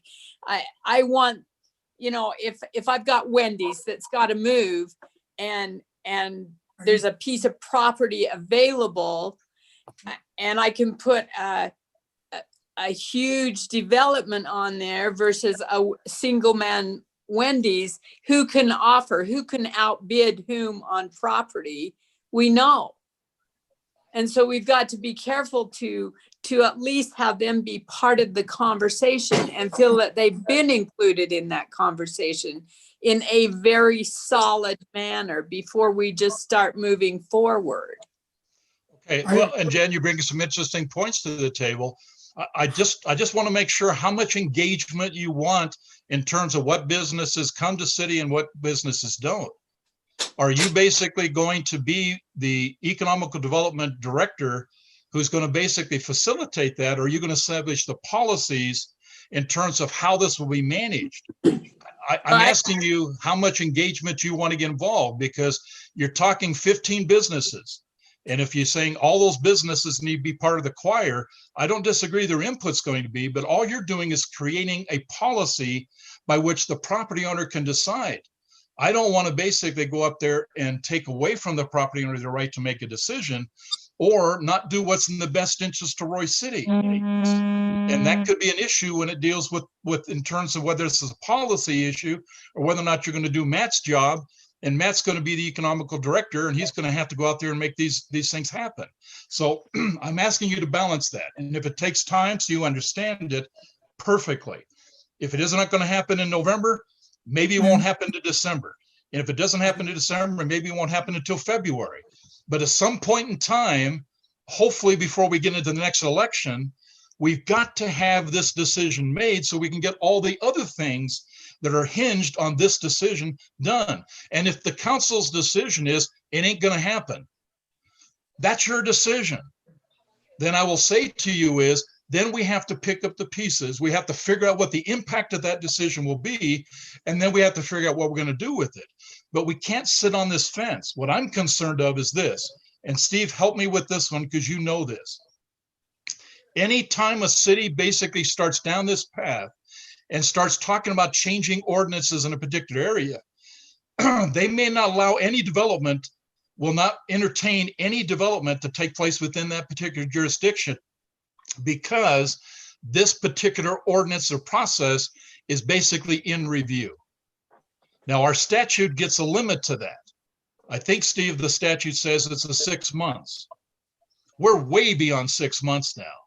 So what that basically means is if somebody wants to come into Roy City and simply says, I'm going to take this property and we're going to put this development in this property, and let's assume what they want to put in there is not what we want, but it meets the current code, then the issue is going to be is, have we done a disservice to Roy City by not taking this issue on and resolving it? We need to make a decision.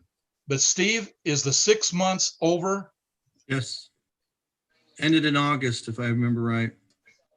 So we're basically, it's a freewheeler that we have no way. So whatever decision you make and however it's made, how long it takes to make it, anybody can come in. And if it's in contradiction to what we're talking about and what you ultimately decide, then it's going to be basically legal, but non-conforming.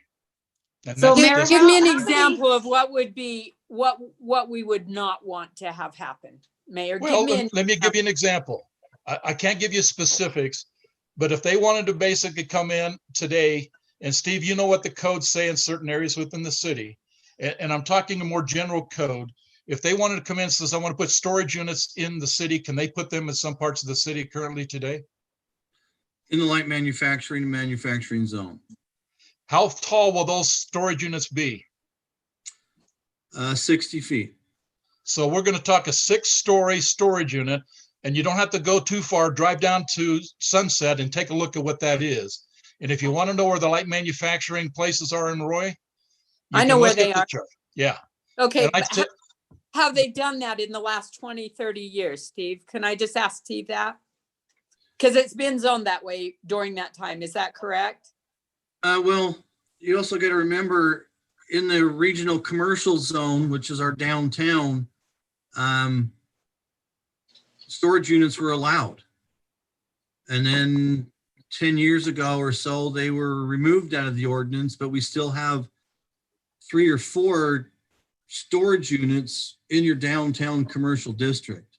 I have had probably a dozen or more phone calls from individuals asking if they could put storage units in the downtown. Right. Luckily, the answer is no, but there's always interest in things that people would want that aren't necessarily what we as a city want. So, I mean, one could be, again, I just throw out a type of use as a convenience store, a gas station. In the modified written code, they wouldn't be able to be in the core districts because that's where we want our retail, our office space to be. They'd be more in the general. But someone could now come and buy the Sinclair station, Rancheritos and So Delicious, tear them down and build something that we don't want, or at least is not in the ordinance. So those are the type of things you got to start being careful with, because again, Not in the new ordinance, but possibly in the old ordinance. Is that what you're telling me? That's He's right. saying that So are we tomorrow someone sure could that apply what's in for the- it and I couldn't stop them. But are we sure that what's in the new ordinance is what they want? Well, it's That- what that's you my want. question. It's really what you want, Jan. So Not, let's not look me at this. personally. Oh, it has to It's be. what, no, It it's has to not be. me personally. It's what You- my community wants. But you answer to the community. That's The right. So- community, I don't disagree, Jan, but here's my point. The community basically elected every council member to represent their interest. They're not all going to come up and vote on this. These are issues that are not going to be voted on. They're going to go to their their representative, and they're going to ask the representative to make a decision in their behalf. Your challenge, as you're suggesting, would be is I need to understand that. I need to understand what they're thinking. So we'll do that. So here's what I'm sensing, at least from two of you, but I haven't heard the other three. Mayor, I'd like Brian? to make a motion. We turn November 5th into a work session. Take this offline and discuss it more. We're going to sit and battle this out all night, and it's Okay. only going to raise tensions. That's why I haven't weighed in at all. Okay, let me make sure you understand protocol. A council members put a motion on the table. Okay, we stop all discussion. Now I have a motion.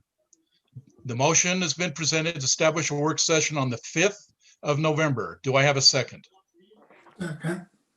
I have a Second. question. Is that an open work session? It's going to be a work session for the council, yes, on the 5th of November. Do I have a second? I still don't have an answer to that. Is that a work session that the public can attend? Yes. Public can any work session of the council. The only meeting that the Can they make council, comments? the mayor can allow any kind of dialogue that take place in an open work session. Yes. So, And so that's Normally, just a- normally we don't, but in the past work sessions, I've allowed public input. Yes. And this will Okay. be a physical, not a Zoom. This will be a physical meeting. Well, you have to make that in the motion. Here's what I've got. Councilmember Paul said, I have a motion to hold a work session on the 5th of November. So I have a motion. If you want to amend that, that simply says it'll be a face-to-face or a Zoom, to make that amendment, but I have to have a amendment to that decision. Right now, we'll work it as a work session. Do I have a second to the notion to have a work session on the 5th of November? Ryan seconded it already. Second. Okay, this is in fact, you got to vote on this, so you might as well just vote. Andy, do I do a roll call vote, or is this going to be unanimous, or what? can we know what it's going to look like before we vote? If you want to make an amendment, I can't have a lot of dialogue here because I have a motion on the table. I have to address the motion. If you want to amend it, then we'll vote on that amendment. Jan, if you simply says, I want it to be a work session, and I want that to be a work session where the public is invited, which means it's going to be an open session, then make an amendment to that decision, and we'll address that amendment. What would you like to do? I would like to make an amendment that it be a Zoom meeting, and that we can take public comment in the form that we've been taking it in our current situation, but that we not have a. I would rather have That's a my, Zoom meeting too. Okay, so I don't here's, want to do it in person. I don't feel good about that. So Me neither. anyway, that would be my amendment. okay. So I've got now amendment to the amendment. I have amendment that basically says we have a work session on the 5th, but the amendment would be as we have a Zoom meeting on the 5th. Council, do I have a second to that? And I think, Ann, you said you agree with that. I Correct? second it. Right. Okay. Andy? Andy, you still there? I'm here, Mayor. Andy, just tell me, do we do a roll call vote, or we basically vote on consensus? If any council member wants it to be a roll call vote, then it can be. The only thing is, if we do, I don't know how, if there's dissent in this, how we're going to do that. So. Yeah, So- all I'm looking for is a majority, because once I Yeah. get a majority, then we'll hold the meeting on the 5th and we'll call it a Zoom meeting. So here's Yeah. the vote. I got an amendment, I got an amendment, and I got a proposal. I've got a second. Let's do a roll call vote. Morgan, call for the vote. Councilmember Saxton, Aye. Councilmember Burrell, Aye. Aye. Wilson, sorry, Councilmember Wilson, Aye. Councilmember Jackson, Aye. Councilmember Paul. Aye. Okay, we have now planned then a meeting. Matt, we need to work up a meeting. It'll be a Zoom meeting on the 5th. We're going to basically have a work session that will discuss, okay, this particular information. So let's just plan What for that. time? Okay. What's that? Time. Well, 5:30, we'll have a Brian. normal time. It'll be a 5:30 meeting. Okay. I think we just hold the same time we're having. So plan 5:30. Morgan, will you please make arrangements to get that information out? That'll be 2 days after our normal city council meeting. So please, and if you have some things you basically would like to bring up or questions, try to get those questions answered so you can come prepared to really feel like you're getting what you want out of this discussion. Fair enough? We will invite the people to the Zoom meeting as we traditionally do. And then, and if they want to have some input, we'll allow the input to take place. Okay. Then with that, I just want to make a comment. I don't want this to take the place of the more open town hall concept. This is a work session before that, in my opinion, okay? okay, well, and to your point, Diane, then what the next step will be is that in that meeting, we can ask the council to vote to decide what the next step will be after we have the workshop. Fair enough? Thanks. Okay. I'm going to basically Mayor- preclude more discussion on the public meeting because I sense that the council has agreed and voted that we're going to have a work session before we get into the public meeting process. I do need to make sure you have a comment, please. Yes, can I ask, if you're going to allow public comment during that time, can you limit that time, please? We can. We can limit to 3 minutes per input, and we can take that a couple of different ways. We'll work out a strategy. We can either have vocal, which allows them access to the meeting, or we can have them send in their questions into Morgan in advance of that meeting, so we can have those ready for us in preparation for the meeting. So we'll work out a strategy to work that. Okay. Thank Okay, you. everybody okay? There's Thank still an you. effort on a survey. Let me just close that. Matt, are we still working to get a survey completed before the council votes? Yeah, we're still working on the survey. Before we issued the RFP, I've been working on the scope. We got some of the questions back today. Randy Sant's going to send those over to me. I didn't want to send out the RFP and get the scope wrong, because once you send that out, you're kind of stuck with it. So just Agreed. waiting on some of those, and yeah, we're still working on it. The Okay. RFP is pretty much written. I just wanted to make sure everything was accurate on it. Perfect. Okay. So we got a plan for the public meeting. The next step, we got the survey in process. We'll continue down that pace. We'll basically decide whether or not we're going to be able to take a vote on the 17th when we get out of the work session. Okay. Having said that, let's move on to the next discussion, public comments. Morgan, do we have anybody who waited for the public comment period? Mayor, I did not have anybody reach out to me for public comment. You had asked me to invite 2 people. I don't know if they had wanted to speak. You just asked me to send the invitation to 2 additional people, and I didn't know if they were speaking during public comment. So as of right now, unless they are wanting to make a comment at this moment, I don't have anything. All I can do is open up. If we don't hear any public comments, I'll assume we'll close the public comment period. So having said that, anybody in the public listening want to make a comment? Okay, hearing none, let's go ahead to the discussion items. We got a first discussion item. It's going to be waste voucher. Matt, are you talking that one? Yeah, I was going to talk about that one. This is actually coming up from the beautification committee. As I'll start out with, as you guys know, some of the dumpster regulations are about to change here. Coming up in January, we'll no longer be able to put unlidded dumpsters for trash in the public roadways for storm sewer permits. So one of the ideas, this was being kicked around for a couple of weeks in the beautification committee, is doing waste vouchers. And how this would work is to have the residents come into Royce City offices, into the utility department, and they would be able to obtain a $10 voucher for the waste site out at Weber County. that would allow them to dump up to 480 pounds out there.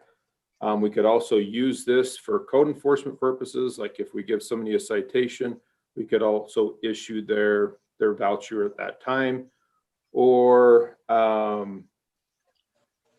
we could also combine those vouchers, that if a neighborhood wanted to do like a combined effort, they would be able to combine those as a neighborhood and each go to the waste facility. So what we're proposing is, and we're not really looking for a vote, more of a direction, as this is a discussion item. What we're proposing is just to test this out. So we could test it out with maybe $5,000, and that would give 500 vouchers to the residents. First come, first serve. They would come in, check them out, and they would be able to use the $10 voucher at Weber County. If they choose to use more money at Weber County than the $10, they would just pay the excess amount. So $5,000 is just, it's a lot of, I understand it can be a lot of money, but we feel like we have the money set aside in the solid waste fund. So we're proposing that we can move forward with that. Okay. Council, your thoughts on that idea? Well, Matt, was Can I ask that what it's, for ahead. businesses too? Is that for Res- businesses that could have a voucher too, a Roy City business, or is that just a personal property owner? Well, And then does it have an expiration date on it? we could choose all those things. So to answer the question about businesses, I think that's more up to the council if we would like to move in that direction. We could give that to the businesses as well as the residents. We would have to be able to track it, so they would have to be a business owner or have a parcel here with the business on it. Obviously, the utility department, I would want to know where those vouchers are going. How the vouchers actually work is we would produce the vouchers ourselves. We sent, when they go to waste management, or not waste management, but Wasatch Integrated, they would just bill us for what they turn in. So we would be responsible for the production of those. We can do as many as we want, or expiration dates, anything like that. So that's all up to us. Perfect. Jan, you had a question. how does that compare with the cost of the open dumpster? I know we can't do it. I get that. I know that that's off the table, but how does it compare cost wise? So the benefit of doing something like this is you're reaching a broader base of residents. The dumpster program right now, the one that the neighborhood dumpsters, you do 10 residents would sign up for that single dumpster. To facilitate that program for just each Saturday during the summer, from holiday to holiday, Labor Day, Memorial Day, it would be around $30,000 to $35,000, depending on the tipping fees. Those dumpsters can be anywhere from $500 to dump to easily $1,000 to dump. So that's where that $30,000, $35,000 comes from. So this Okay, is. thank you. Yeah, plus the one good thing about the vouchers is you can plan for that day, because sometimes you reserve those dumpsters, and if it rains, you don't get to use your dumpster. So you could have planned on that for a week, and then it rains, and then that's just canceled.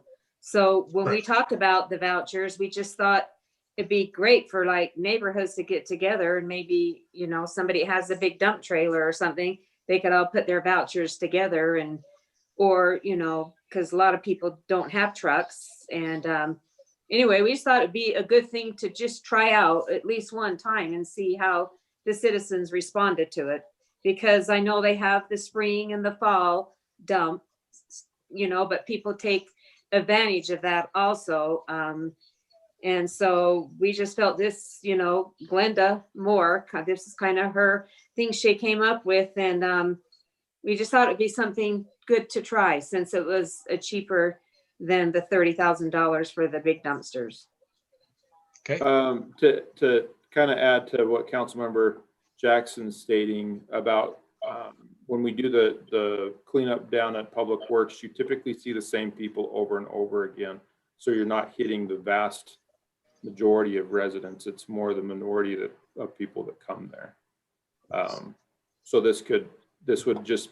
we could limit on how many people or how many times they could take that to the dump by their address. Thank you. Thank you for Yeah, that 'cause- information. Because we thought about mailing one to everybody, but then, then we Some of might them just never give them get away. used. Right, and and so we just thought if they really want it, they go into the utility department, they can show their ID, they can look at their address and mark them off that they received their one voucher. Okay. Matt, let's do this then. I'm sensing from the council, they seem to be supportive to trial this. So let's frame up a plan and then let's just get it in writing to the council. And the next opportunity we have, we'll present our strategy and then we'll take a shot at it, see how well the public, as Ann suggested, let's see how they feel about it. If it's very Right. positive, we got a plan. If it isn't, we'll get the feedback and we'll know how we go, what we do next. Right. Okay. Thank you. Roy Perfect. City signed. You want to talk that one, Matt? Yes, this is also coming from the beautification committee. This is informational and also want to see if anybody has any concerns with what we're thinking here. So the beautification committee in the legislative department has a budget of $10,000 to spend on beautification throughout the city. As you know, we did some banners last year with the Buy Roy Shop Local campaign. That was paid out of that budget. So with this $10,000, what we're looking at doing is putting 2 Roy City signs in.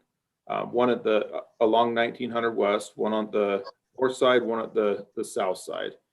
We're looking at rock signs, and it was suggested in the beautification committee, rather than be discussing the details of it, did you have Ann and myself take the lead on the design and the aesthetics of the sign? It'd obviously have to meet the sign ordinance. We'd obviously need to get it engineered and approved by UDOT.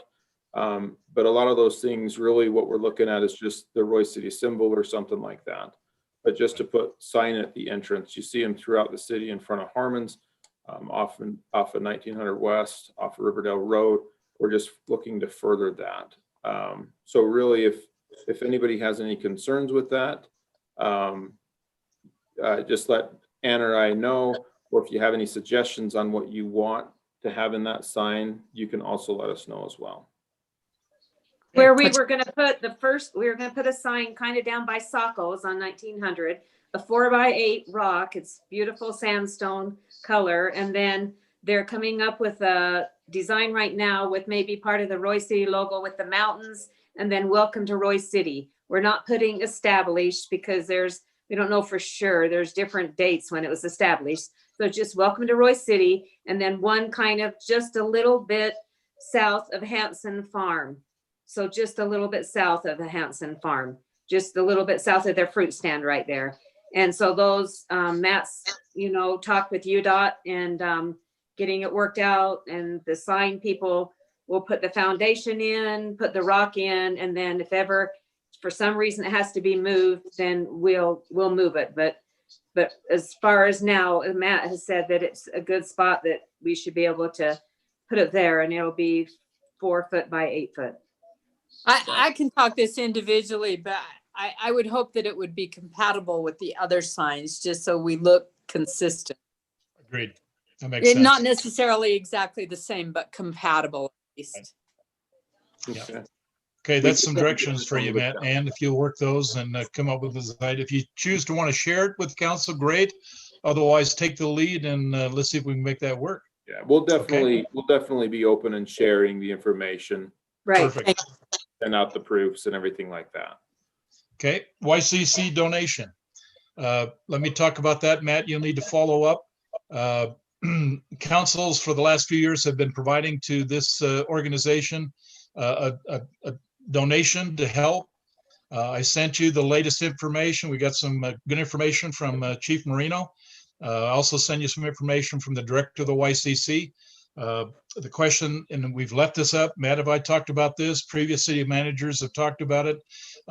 We don't make it mandatory and we don't put it directed in the budget.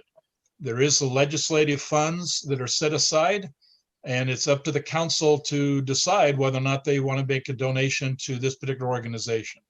And so having said that, Matt, in the past, how much have we donated, usually a yearly donation to the YCC? So the previous year, FY20, we did not donate any funds. It was the year before that we donated $8,000 when the request was $16,000. Yeah. And previous year to that as well. Yeah. So the question, council, is do you want to make a donation to the YCC? Diane, Diane? you're muted. Unmute. Mute. There you go. Thank you. I do believe that they offer a great service, but I believe that especially this year, things are tight. And I would like to hold off on a donation. I believe that there are other entities that also provide excellent services. And maybe just a promotion of more independent donations would be helpful. But my feeling is, especially for this year, to maybe hold off on a donation at this time. Okay, other comments? I have a question of how do we support them other than a donation? Are we like matching their grant information? I mean, I'd be willing to say we're doing in-kind donations that could look like that as they apply for grants, as opposed to a direct donation. Well, I think the interesting piece is, and we've relied upon Chief Moreno to kind of give us some perspective. The evidence that you received from both the director and some testimony and information we received from the organization indicated Roy residents are taking advantage of YCC. Oftentimes, the problem is they're being helped by YCC for all the wrong reasons. There are reasons that we probably don't want to talk about. Surely it's an embarrassment, but those are realities of any type of municipality the size we are. We're a big organization, and Roy City has lots of challenges. The residents have lots of challenges. And YCC, if you read the information, is a source that helps do that. Now, I share with that because we help the Boys and Girls Club. We help Roy High. We don't hesitate in terms of using resources that have been available to us to basically help organizations to be better organizations, in large part because they are servicing Roy residents. YCC is one of those. Sometimes, Mayor, the kinds of things that we offer to the other agencies that you mentioned are more of an in-kind donation. Like I saw us do the Communities That Care the other night. We had several police officers there. We had several of our council members there supporting the issue, but we didn't commit any actual donation. So I'd rather it look like we're supporting in that type of a manner rather than a direct donation that has no strings. Well, Matt, help us understand. Did we not pay half of the Community That Cares luncheon? I think where Councilmember Burrell's getting at is that we paid for the food, like we're paying for a service and not just handing cash. Uh-huh. So when we do something for Roy High, we pay for a Roy High dinner and not hand them cash. I think it's the difference of cash versus paying for something in particular. But let's make sure we understand. When we have the Roy Days, how much of the revenue that basically is generated down there in our booths down there goes to Roy High? That works a little differently. So Roy High facilitates the booth rentals, and so they collect the funds on that. And so that's how that. But I get where you're coming from. Is directly cash? Have they ever made a proposal for us to help along that same line in that same way? Yeah, you got a presentation about 2 or 3 city council meetings ago from the director in a meeting just like this, and indicated that there's a need, but they're pretty open in terms of what the city can do. And I think at the time we basically said, as Diane suggested, that we in fact we're looking at financial issues. We didn't know what we can and cannot do. Maybe the question we had to ask Matt would be what's the sources of revenue look now going into over the next few months? I'm kind of getting the impression that Roy City is going to probably come out a little better than we anticipated in the budget in light of the fact that sales tax is going to be a little better than what we thought it would be. Well, also maybe not give them 8,000. Do they solely depend on, donations from other cities to help them out? I was reading what Chief Marino put and how he really likes this new director and how he's working with them better. If it's going to affect, that program by us not giving them any money, that's not right. But maybe not 8,000, but maybe, if we could find more directly what that money goes for, if we could talk to the director and maybe they could give us some accountability of what that money's for. Cause I don't want to cause I agree, you just don't hand them over cash but if that money buys food or clothing or whatever, I don't know what exactly, I can't remember all the things she told us and what it was used for. Well, and she basically gave us a detail in terms of what the money was spent on, how it's helping. But I think the question, and I think Chief Marino's about ready to weigh in, the issue here was, does it help Roy residents? And the answer to the question is yes.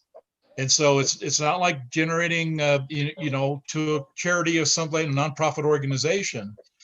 In my opinion, and I think all the council members of the past's opinion has been that there has to be a correlation, a direction where it ties to Roy City residents. In this case, YCC does have that correlation. But how much, Ann, to your point, really is up to you. If you simply says, you know what, we did $16,000 one time. Last time we did it, we did 8,000. And you're saying, given the financial, you want to do 2,000 or you want to do 1,000. That's your decision. It's just the question is going to be is, do you want to donate? And if the answer to the question is you don't want to donate, then we'll just simply say we're not going to donate. But if you want more detail, I'm not so sure what the director can give you that she hasn't already given you. But I will tell you this. This deals in an environment that's very sensitive. Right. You're dealing with people basically who are going to this institution because there is challenges and there's problems that exist within our community. And this may be the only source where we have to get those people the help they need. And so the question you have to ask is, if you believe that is important, does Roy City City Council want to help support to continue that? Yeah. Right. Well, I know Carl, domestic violence is so, because of the pandemic, it has risen, There it is. And I, so I'm just so torn. I feel that we should give them something, but I don't know our finances, but I don't know. Chief, I think you had a comment. I see you're coming on. Well, just, they get funding through the county, through other areas. Up until about 3 years ago, we didn't give them any additional funding at all. But they lost a grant. I don't know why they lost a grant. It was around $100,000 off their annual income. They lost that. I don't know why they haven't found another one. I can't tell you what their fundraising is, what they do there. We get some benefit from them. We also have our own victim advocate here in Roy that does the same thing they do, other than the YCC can at times put victims up in housing, but a lot of times we go to another facility in Kaysville. Often we find the YCC is full. It's full of people from Ogden, so we end up having to send our people to Kaysville. So we do get services from them. As far as how much, I think the numbers that we showed you, I think the citizens of Roy are already doing some donation there through the county, but how much of that 100,000 or so that they lost, it's kind of up to you if you want to help them make that up. I guess my question would be there are grants that have far deeper pockets than we have. And are we supplanting that money? Are we doing it where they could be going for grants and we could be supporting them by saying, this is what we will do, not necessarily with a direct financial donation, but we will do this? If you can, Janet, bring us an interesting point. If the issue would be is like kind, meaning is we go down and volunteer, and you're willing to put a couple of days or a couple of weeks down at the YCC and provide some assistance, maybe that's the answer. I've never seen a city council since I've been here ever says they want to get engaged in that. But I will tell you, city council, but obviously our police are already helping some of those kinds of agencies. well, I agree. To your point, Jan, and I'm not going to. I'm going to take this as this. I'm not sensing from the council, at least 3 of you, do you have any interest in doing this? And I'm just saying, is that your choice? But please don't misunderstand what I'm saying to you. YCC, as well as other organizations in the state, provide an invaluable service to us. And they exist in large part because there's donations to help. Roy City has put Roy City residents in that facility. And the question is going to be is that facility has had to help them, and they help them for a long period of time until they get back on their feet.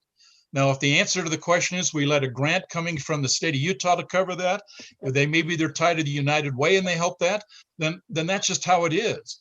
But there has been over the years, Roy City Council members who have felt that the contribution they're making to Roy citizens has been enough that they warranted taking legislative funds, which you have authority to use, to simply make a modest, and I say modest, donation.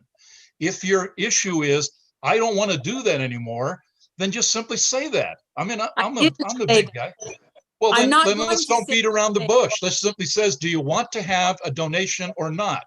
And if the answer at the end of the day is not, then let's just say Roy City under this council is not going to make donations to YCC, and let's not drag this thing out. I mean, let's be honest here. You've got.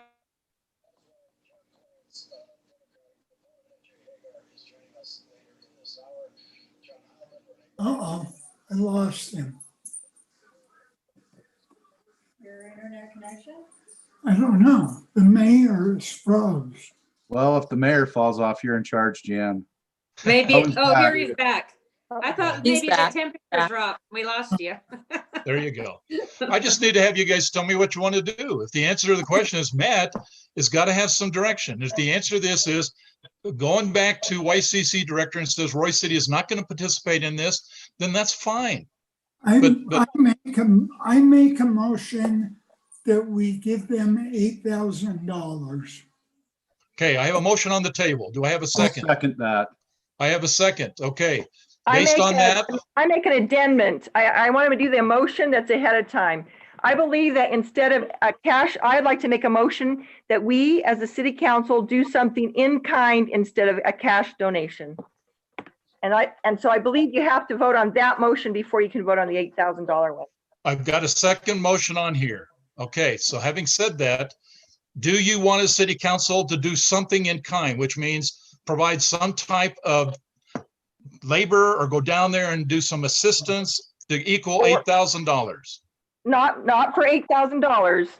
Well, How wait, about we give I've them got a motion on the 4,000? table. I've got a base, no, wait a minute, before you say that, Diane.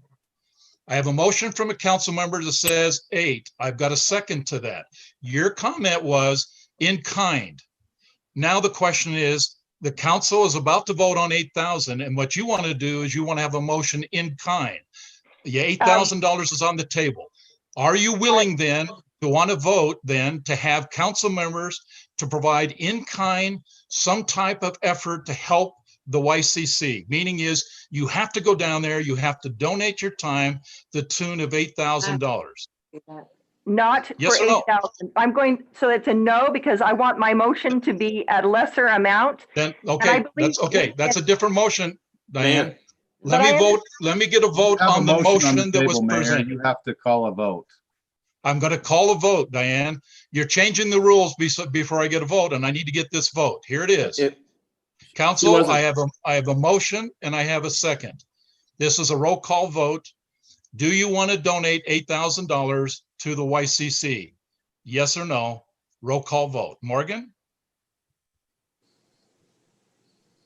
Member Saxton, Yes.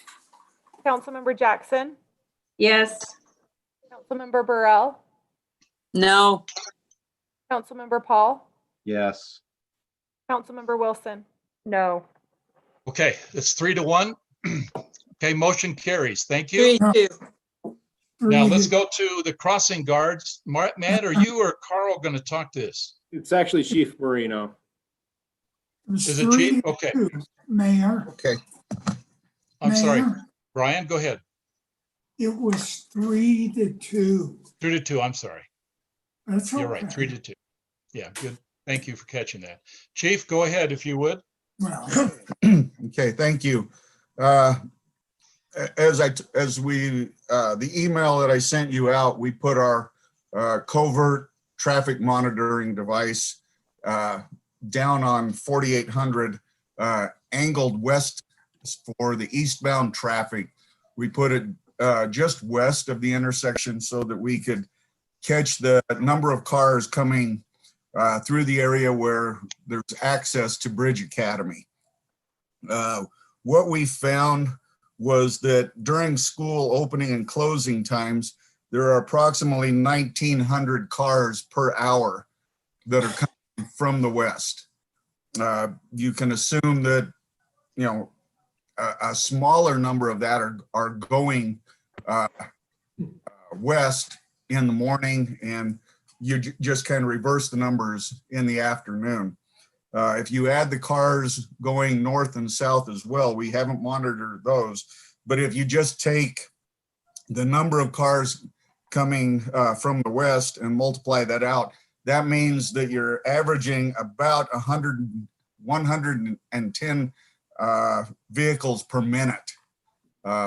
You would have to have two crossing guards at that location. They would be kitty corner from each other, so each one would handle one crossing of 48 and a crossing of 35. They would both do that, just the way that works.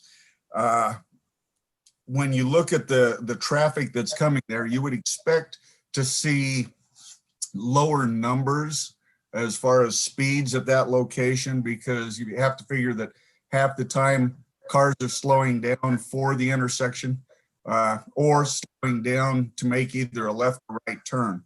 What we found was that 85% of the vehicles at that intersection, even the ones that are coming to stop and making the turns, are averaging 31 miles per hour. That's a pretty quick speed when you look at vehicles that are stopping at an intersection. I look at that, and when I think about putting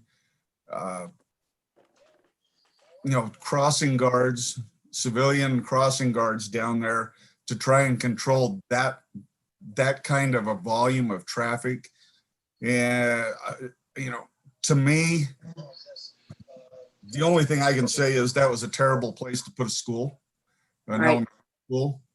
To me, to be completely honest, I think it was irresponsible to put an elementary school there, but it's there. If you look at the number of kids that we counted coming from the east, we average around 7 children that are coming from the east. They have another school that's just as easily distance-wise east of there they can go to and not have to cross that. So it's a parental decision to allow their kids to cross there. My recommendation, it's dangerous enough for crossing guards at any intersection, but when you look at the volume of traffic with the different businesses and where everybody's turning, just the confusion at that intersection, I wouldn't feel good putting crossing guards down there. So my recommendation is that we would tell Bridge Academy that we're designated them as a drop-off school only, vehicle drop-off school. I just don't feel safe having crossing guards down there. Okay, council comments. I drive down in that area all the time. I do business down past Country View, and it is a nightmare. And I agree, they should have never put an elementary school there. I mean, that traffic is crazy every day when that school gets out. And I don't know, a crossing guard, I think it would be dangerous. I sure in the heck wouldn't get paid enough to ever stand there and watch them cars run all them yellow lights. And you'd have to have a big sign or something across the road that flashed and everything to get a crossing guard. I think would be taking their life in danger. I know they need something, but I don't know, it's a scary situation. They didn't ask my opinion whether to put the school there or not, because I would have said no. Well, I'm and gonna myself. But I think the question, let me just make the point, council, and please don't misunderstand what I'm saying is, you're the only body that has the authority to decide what goes there and what does not go there.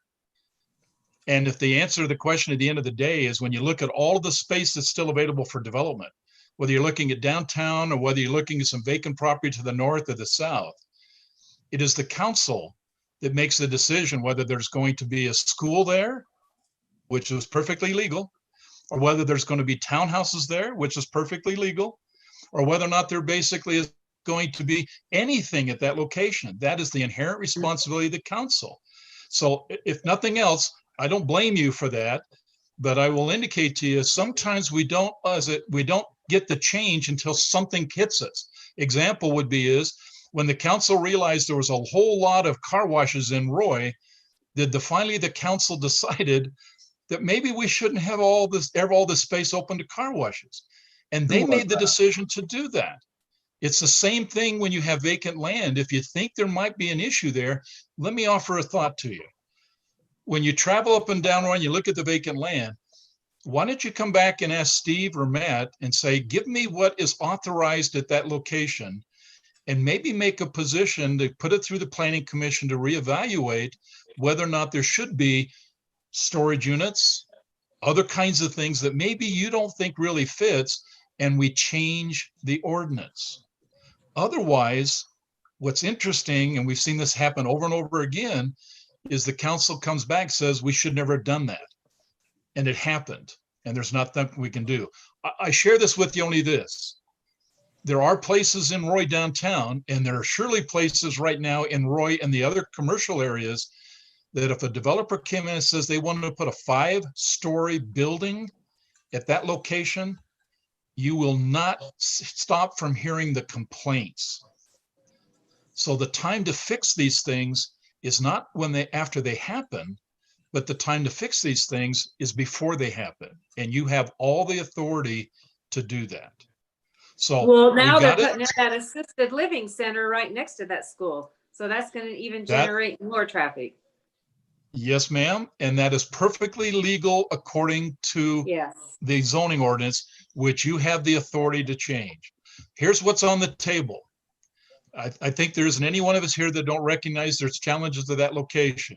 What Chief Marino is suggesting, does the city council want them to officially declare this particular school to be a drop-off only school? That's what he asked. And if you want to see that in writing, maybe what we can do is just give Matt the task to put it in writing, make sure we understand how that will lay out, and present it formally to the city. But what do you want the staff to do? Do you want the city to make that determination? Is that our legal jurisdiction to declare that kind of a thing? Well, let me explain to you what we have down there. Both 35 and 48 are state roads. There isn't enough there aren't enough students crossing there that the state is going to put that and designate that as a school crossing. UDOT, it doesn't meet UDOT standards, so that won't happen. So with that, it's up to the council to decide if we want to vote to put two crossing guards down there just to watch out for those kids, even though it won't be designated as an official school crossing. I personally have only seen drop off. I've never witnessed kids crossing it in my travels down there. So I bet 95% of the people, because of the traffic and the intersection, drop and pick up their kids. Yeah. Well, I did sit down there both for school opening and school closing, and there are children coming there who are way too small to be crossing there. And Right. obviously, there's nothing we can do, but a parent who lets those children cross at that intersection unsupervised as they are, the parent's irresponsible. Yeah. Well, can you force that school to only be a drop off school? We can You tell them can't that force parents to do Yeah. anything. And Right. you know, we can't force them, but we can notify them and all the parents that it's unsafe to have children crossing there, and we won't sanction them letting their children go walking to that school because it's unsafe under any condition. Right. Yeah. You okay with that? Would you like to see it in writing? Brian, go ahead. If I was just gonna say, if we approve this evening, how fast can we make the wheels turn? Or do we have to wait until it comes before us in writing? Which is it? I don't even know. Matt, help. Are you saying to approve some type of crossing walk down there? Or are you No. saying to disapprove? Just to say prove or that drop it's going to be a vehicle drop off, but don't we have to get, will we have to get some paperwork? No, it'd be And- simply the police department notifying them that we would suggest that it is drop-off school only. I don't see why we would need to do a resolution or anything on this. The chief is my friend, so let's get this done. There. Okay. Other comments? I'm not I'm taking going a to try vote and on this. recuse my comments because of my affiliation with schools, but I'm going to try and not part of this discussion. Actually, Jen, you're probably the best person to kind of understand that with the chief, understand the implications of this. So I absolutely understand, yeah. but I don't feel like I can make a comment on it because of So- that. So if we did have a crossing guard, then the city pays for that, obviously, right? Right. We And pay for then- every crossing guard in the And I city. only think that we could have a crossing guard if they had big flashing lights that, you know. And we can't Crossing do guard that. alone, just with the sign, I just think that's dangerous on that road. Those But- we can't- flashing lights are called Hawkeyes, and they're over on 5600 South. We've had 2 crossing guards get hit over there. 2 hit. 2. Well, Even- and that road, and I think 3500 is more dangerous than 5600 speed wise, so. And as Chief Marino also stated, those Hawkeyes were provided by the state of Utah. I believe they're about $150,000. And that's why we'd have to get their approval to put them there, because they're just not going to put them, they're not going to pay that out just because we want them to. But this is The this school is a charter administration- school that is not serving necessarily that neighborhood. They can come from that neighborhood, but they're not primarily designed to serve that neighborhood. The Correct. That's not what administration they of that asked school- for. The administration of that school chose to go there. They can deal with being a drop-off school only, in my opinion. Right. Okay, I'm sensing from the consensus that we move in that direction, Matt. Okay, Okay. okay, We'll let them know. perfect. Okay, you. city managers report. Matt, do you have anything you want to share with us? Yeah, I do have a couple of items. As you guys know, next on October 26th, starting at 4:30, we have our Halloween bingo event. Couple of things to talk about here.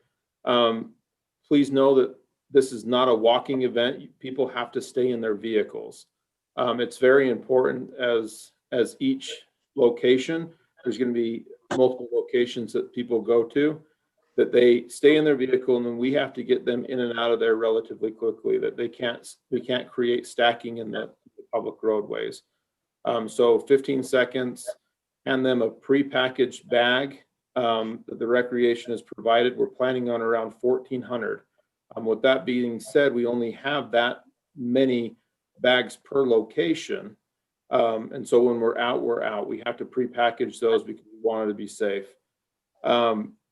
As of right now, I know the city council, we're planning on being at as a group down at Emma Russell Park, down on 4300 West. The theme that we've talked about a little bit, but we really don't have to do it if we want to do or head in another direction, as we talked about more of an outdoor camping theme, that we could dress, casually, cowboy, whatever you want to do. We could provide a couple of decorations, maybe a campfire. If we want to go in that direction, we can. We would ask that people start arriving as council members at 4 o'clock at that location. Also, I know, Mayor, you sent out an email. There's conflicting meetings there for WACOG, I believe it was. It's actually the Wasatch Front Regional Council is doing a regional assessment in terms of project issues at same time. Normally we've gone there. I know I've gone with some other council members to those meetings. They've held them in South Ogden.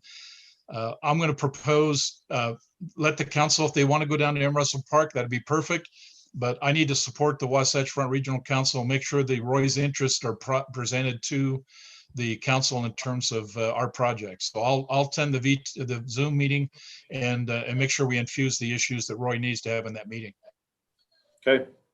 Okay, but you were already dressed for the. That's what I was thinking. You could come as you are right now, Mayor. There you go. And I got a cowboy hat too, Ann. Fish. Hey, we could cook fish over the fire. I think it would be critical that we incorporate in our costumes our masks. There you go. So maybe bandits. Bandits. Somehow. All righty. Good. We could have bandanas. Yeah. Yeah. The next event I would like to discuss is the Christmas lighting ceremony. This is becoming very difficult to do something. As you know, the governor has issued new guidelines regarding mass crowds. And so 50 or less. We're having the elementary schools, they're not doing choir and programs like that, so we wouldn't have the choir there. It would be very difficult to facilitate a Santa Claus. It would be very difficult to have the Arts Council do some of their programs there, as long as the cells and the banquet things that we do with that. So kind of where I'm getting at is I would like to put a lot more emphasis on the Christmas lights and just attending them at your own time. I think we could do a little bit more of a push just with social media of just having people come out. They don't have to come out on the Monday. We could do a lighting ceremony, Facebook Live or something like that. We could play with multiple ideas, but do something a little bit more virtual and not so much of a program to limit the number of people out here. I think that would be more than appropriate. Right. This night we're turning on the lights and just turn them on. Okay. I mean, yeah, you can't do anything else but that. So. All right. We'll move. We could do one thing, and it might be interesting. At least since I've been mayor, I just grab a young, usually a 7-year-old or 5-year-old, and I just have that 5-year-old walk up and they flip the switch. And that individual, with the parents right there, that individual turns on the lights and starts the process. We could still do that. Right. Particularly if you have somebody, maybe one family that may have a child that has an interest who you think it would be great for that person, just send me that name, that parent's name, phone number. Matt and I can reach out, and we'd ask the parents of that family, just the family, could come out to Matt and just simply flip that switch. Mayor, can I suggest another idea? Please. I like that idea. And that would be fine with me, but we did not have a grand marshal, but we had an idea for a grand marshal for the Roy Days Parade. I'm wondering if we could use that possibility for flipping the switch. Did we have a grand marshal in mind? I didn't know if there Joe, was one that was been designated. Joe, my memory was that we had an idea for one. Wasn't that right? Was it for that one lady that we were talking about? Well, we can talk about it. I'd rather We not can talk take about it. it offline, but we did have a grand marshal in mind for the Roy Yeah, Days but Parade. the one I'm thinking about Well, said then- no way, so. Well, I think Yeah, but Janice, it might be very Jan, I different. think that's, Yeah, because it's a one, It's We'll a very find private somebody. thing. right. Yeah, That Anyway, sounds like- yeah, Sounds I think good. that'd be a good idea. Okay. I haven't really thought about that or vetted it or anything. It just came to my head. Yeah, Okay, perfect. Yeah, we'll move in that direction then, if that's okay with everybody. And maybe the mayor has a different idea and I can tell that he's frozen again. I'm Yeah, sorry. you're a little frozen. Frozen is probably the appropriate word. yeah, because it's gonna be 13 degrees, so. He'll unthaw here in a minute, maybe. Maybe. I don't know, like he's thinking. Oh, I actually think he is out. Yeah, maybe he might- maybe the internet don't work when it gets below freezing up there. Elvis has left the building. That's all right. Okay. Another Jan item can that take I need over to and bring- close it. Wait a minute, Matt. Another item that I need to bring to everybody's attention. This came up a couple of years ago. There's this third-party vendor and it's called Doxo. If you were to Google Roy City Public Utilities or Roy City Utilities, you'll find Doxo probably 5 or 6 people down. I don't know if it's a legitimate company or not. I'm not saying that. All I am saying is that when people use this service, it does not come to Roy City. We've had another incident where somebody paid their services through them and we have not Oh, wow. received their money. So I wanted to let everybody aware that we actually are affiliated with Express Bill Pay. That's the vendor that we use. They talk with our financial software. So I would suggest that people go directly to their website or go to our website to find their website. You can create an account. There's a lot of different things that you can do with that. But by all means, we're looking into Doxo and seeing what's going on with them. Also, I sent an email about a week ago. We've canceled a lot of the employee activities this year, but we were going to provide a little bit of a light breakfast, more of a traveling breakfast on this Thursday. For those of you that are available to join us, we're going to start out at the fire department, and we're going to take all the precautions necessary. Having somebody do the food for us. We're just going to provide cinnamon rolls and go around the city and just see the city employees and tell them thank you for their service. So we're going to start at the fire department. It is a shift change and at 7:45 because the firefighters come in and out at 8 o'clock. So we're hoping to hit both shifts there. So when again is that, Matt? When that did you is say? going to be this Thursday at 7:45. We can pick up the food at 7:30. So in 2 days. Okay. All I have. anything else? Appreciate that. Council, anything you'd like to talk about? Anything you'd like to have done in the city?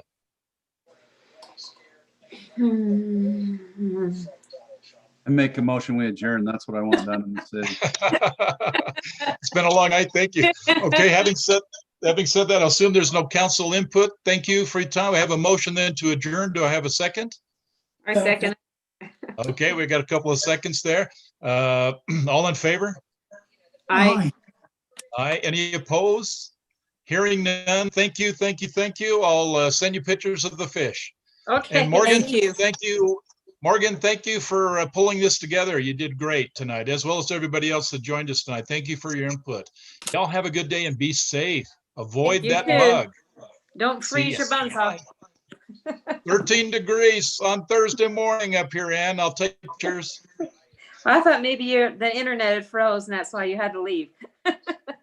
No, not yet, but it did freeze, by the way. Yeah, we Hey, noticed. thank you. Be Okay. safe now. Okay, see ya. Bye.